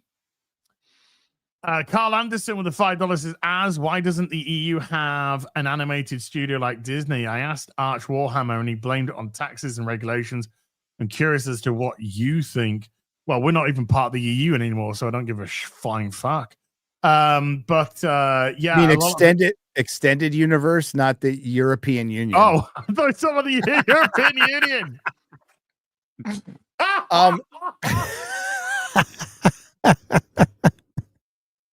We've all Brexited out of Lucasfilm, okay? Why doesn't the extended universe has an animated studio like Disney? I don't think it's big enough, to be honest with you. It's got a little audience, but for the animation side, I just don't think it's big enough. Yeah, Arch is right. It's too expensive for now. Yeah, very much so. It's got a niche audience, but it hasn't got a mainstream audience by any stretch. These things wouldn't work on the big screen like they do with Disney. At all. And to be honest with you, the adaptations that they're doing, I'm not a big fan because the adaptations are not even a fucking patch on the comics that they're based upon. Albert Nada Retro, the 5 Canadian, says Superman's S was designed by Joe Shuster, a Canadian-born lad from Toronto, Ontario, Canada. That's when you were British subjects, though. Yeah. So. Colonies. Subject slurpo. Radio. I hope things turn around in Canada. I really do. Radio Spec with the $5 says Alex Garland interviewing Neil Cuckman said, F you to the fans that didn't like the story of The Last of Us Part 2. Thoughts on 28 years later now? Well, first of all, fuck you too. And yeah. 20 they haven't changed. I mean, like I don't need Alex Garland. One, Civil War sucked. Yeah. But like this is how these people think. That trailer looked pretty good. And he wasn't saying fuck you to the fans of 28 years later. But yeah, saying fuck you to the audience is just dumb. It's objectively a dumb thing you should never fucking do. I really like the trailer of the movie. I'm curious about it still. but we're a little far away from the originals. People change. But Alex Garland was saying some stupid fucking shit around the fucking Civil War stuff too. That was very similar. And I think Alex Garland's a fucking idiot for saying that. Yeah, it's just a stupid antagonistic thing to say anyway. And last was part 2 story. It's fucking dog shit. Albert Nada Retro with the 5 Canadian says, if Superman represented American ideal whenever I think tyranny raised its ugly head, he'd shrug and say, not my problem. Potato with a 50 Norwegian says Peter Dinklage saved those dwarf actors from starring in this movie. Actually, yeah, it's pretty base now. You know what? Now they should thank him. Yeah. Stewie Felt has been a member for a month. Thank you, Stewie.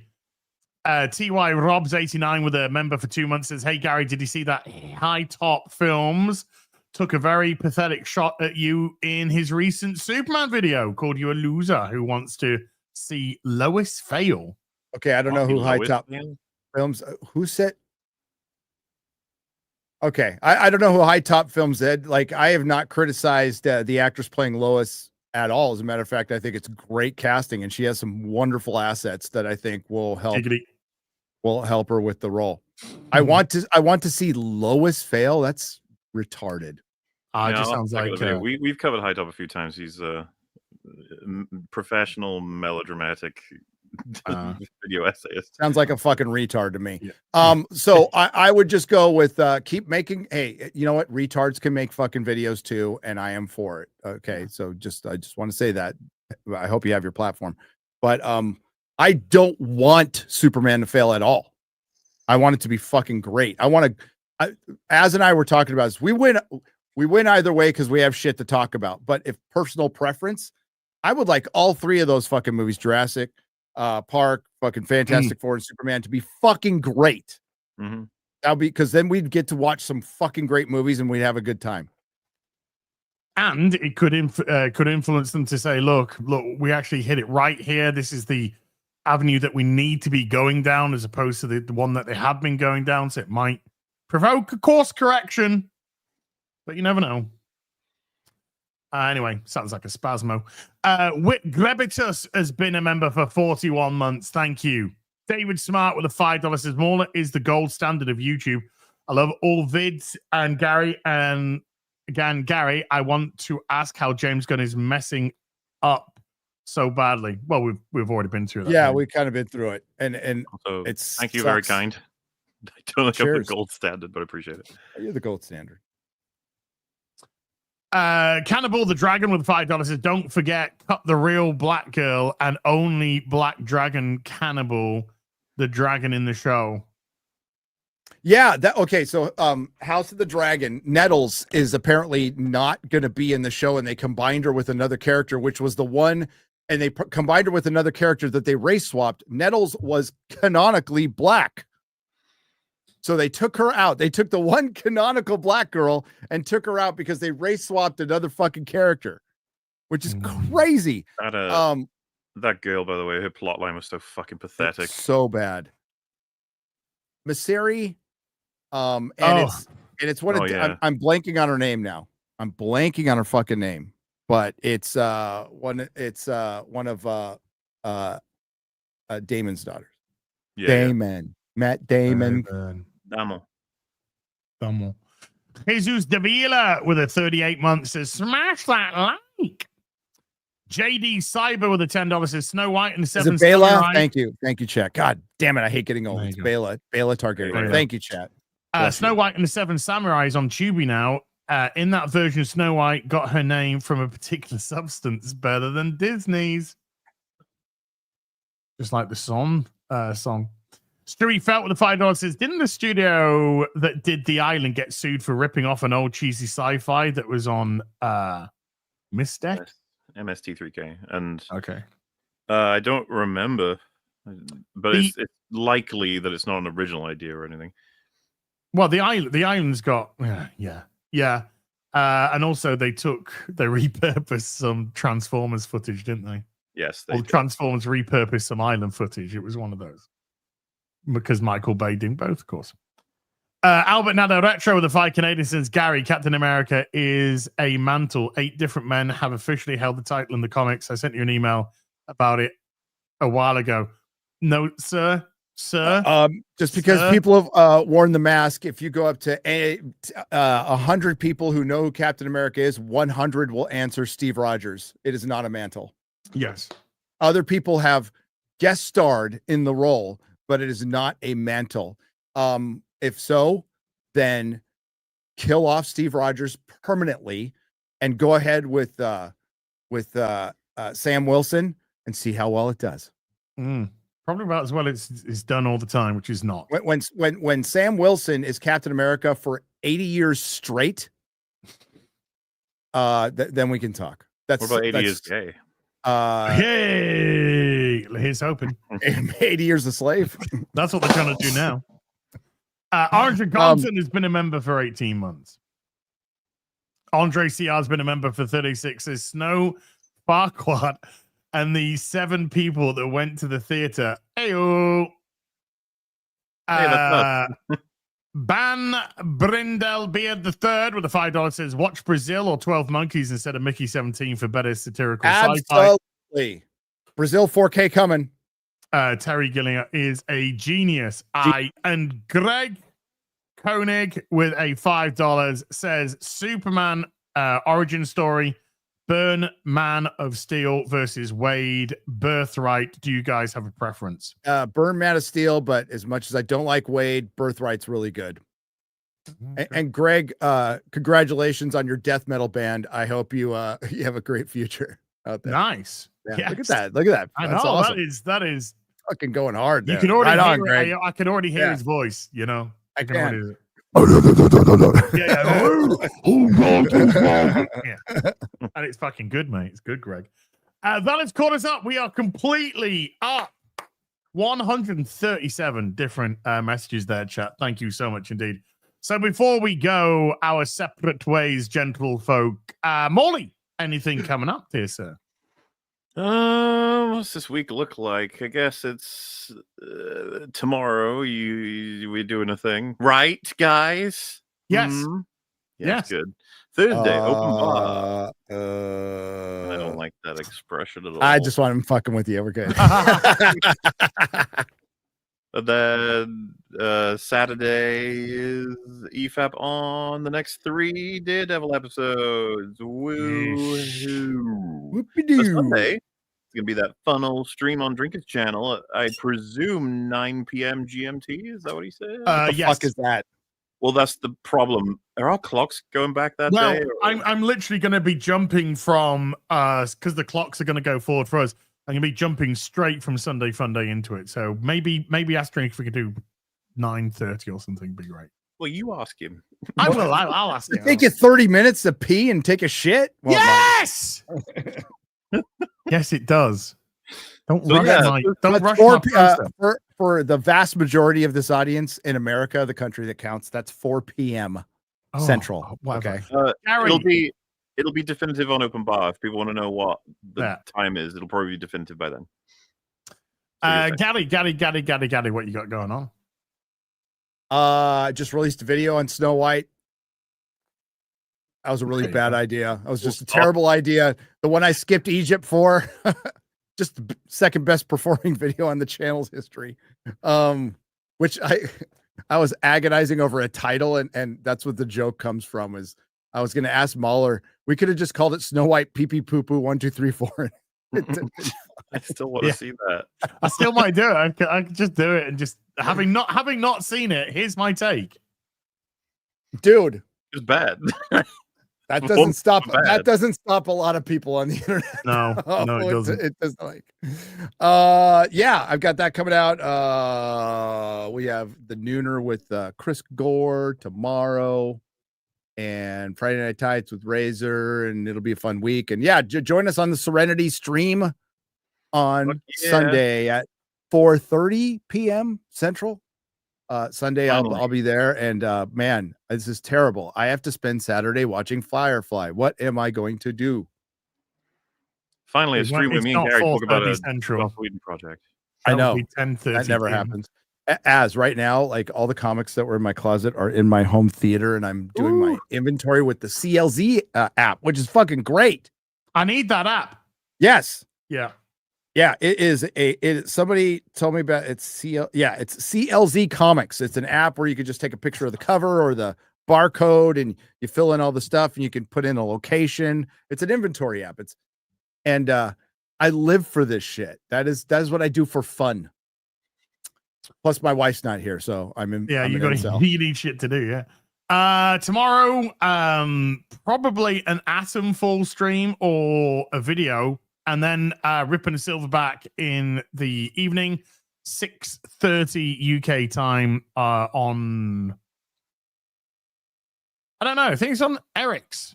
Yeah, it's on Eric's channel this week. So it's on Eric's channel, 6:30 UK time, which would be 12:30 Central.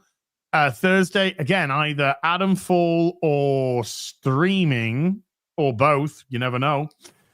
Friday, probably the same as well.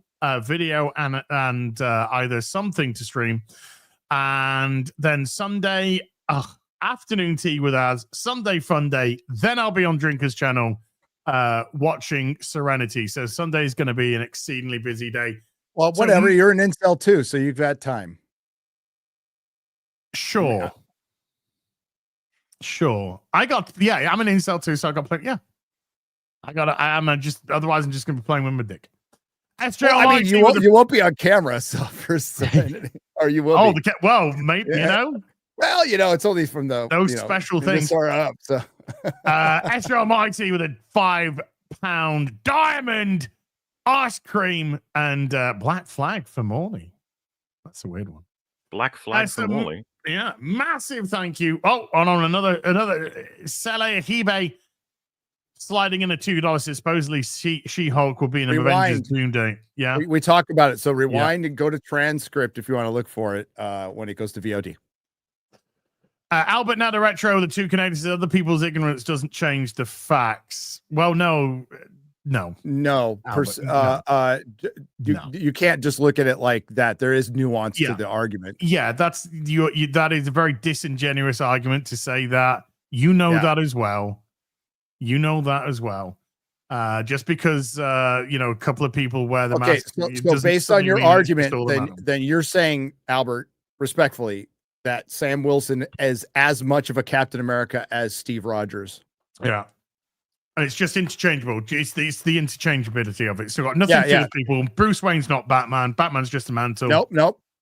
Etc. No. You know that, sir. No. There's certain mantles that are like certainly are. Green Lantern. That's a mantle. Because there's multiple Green Lanterns. And there has been, and that was established early. And there's multiple Flashes. You can argue. There's certain things you can argue over, but you can't argue Superman, Batman, Captain America, Spider-Man, the Hulk. Are you going to say the Hulk's a mantle? Other things have been the Hulk. Other people have been the Hulk. Is that a mantle? Tricky with a $2. As Sunday, camera was on, huh? Camera was on the whole time. Yes, sir. It's a massive thank you to everyone who came to watch today. Mods, thank you very much indeed for giving up your free time. Everybody who super chatted, remembered, gifted memberships. Thank you very much indeed for supporting the channel. Philip H, quick slipping in of 17 months because those ones vanish anyway. So thank you, Philip H. We'll be back next week on Gary's channel. Until then, you take care. Goodbye, Baloo Boo.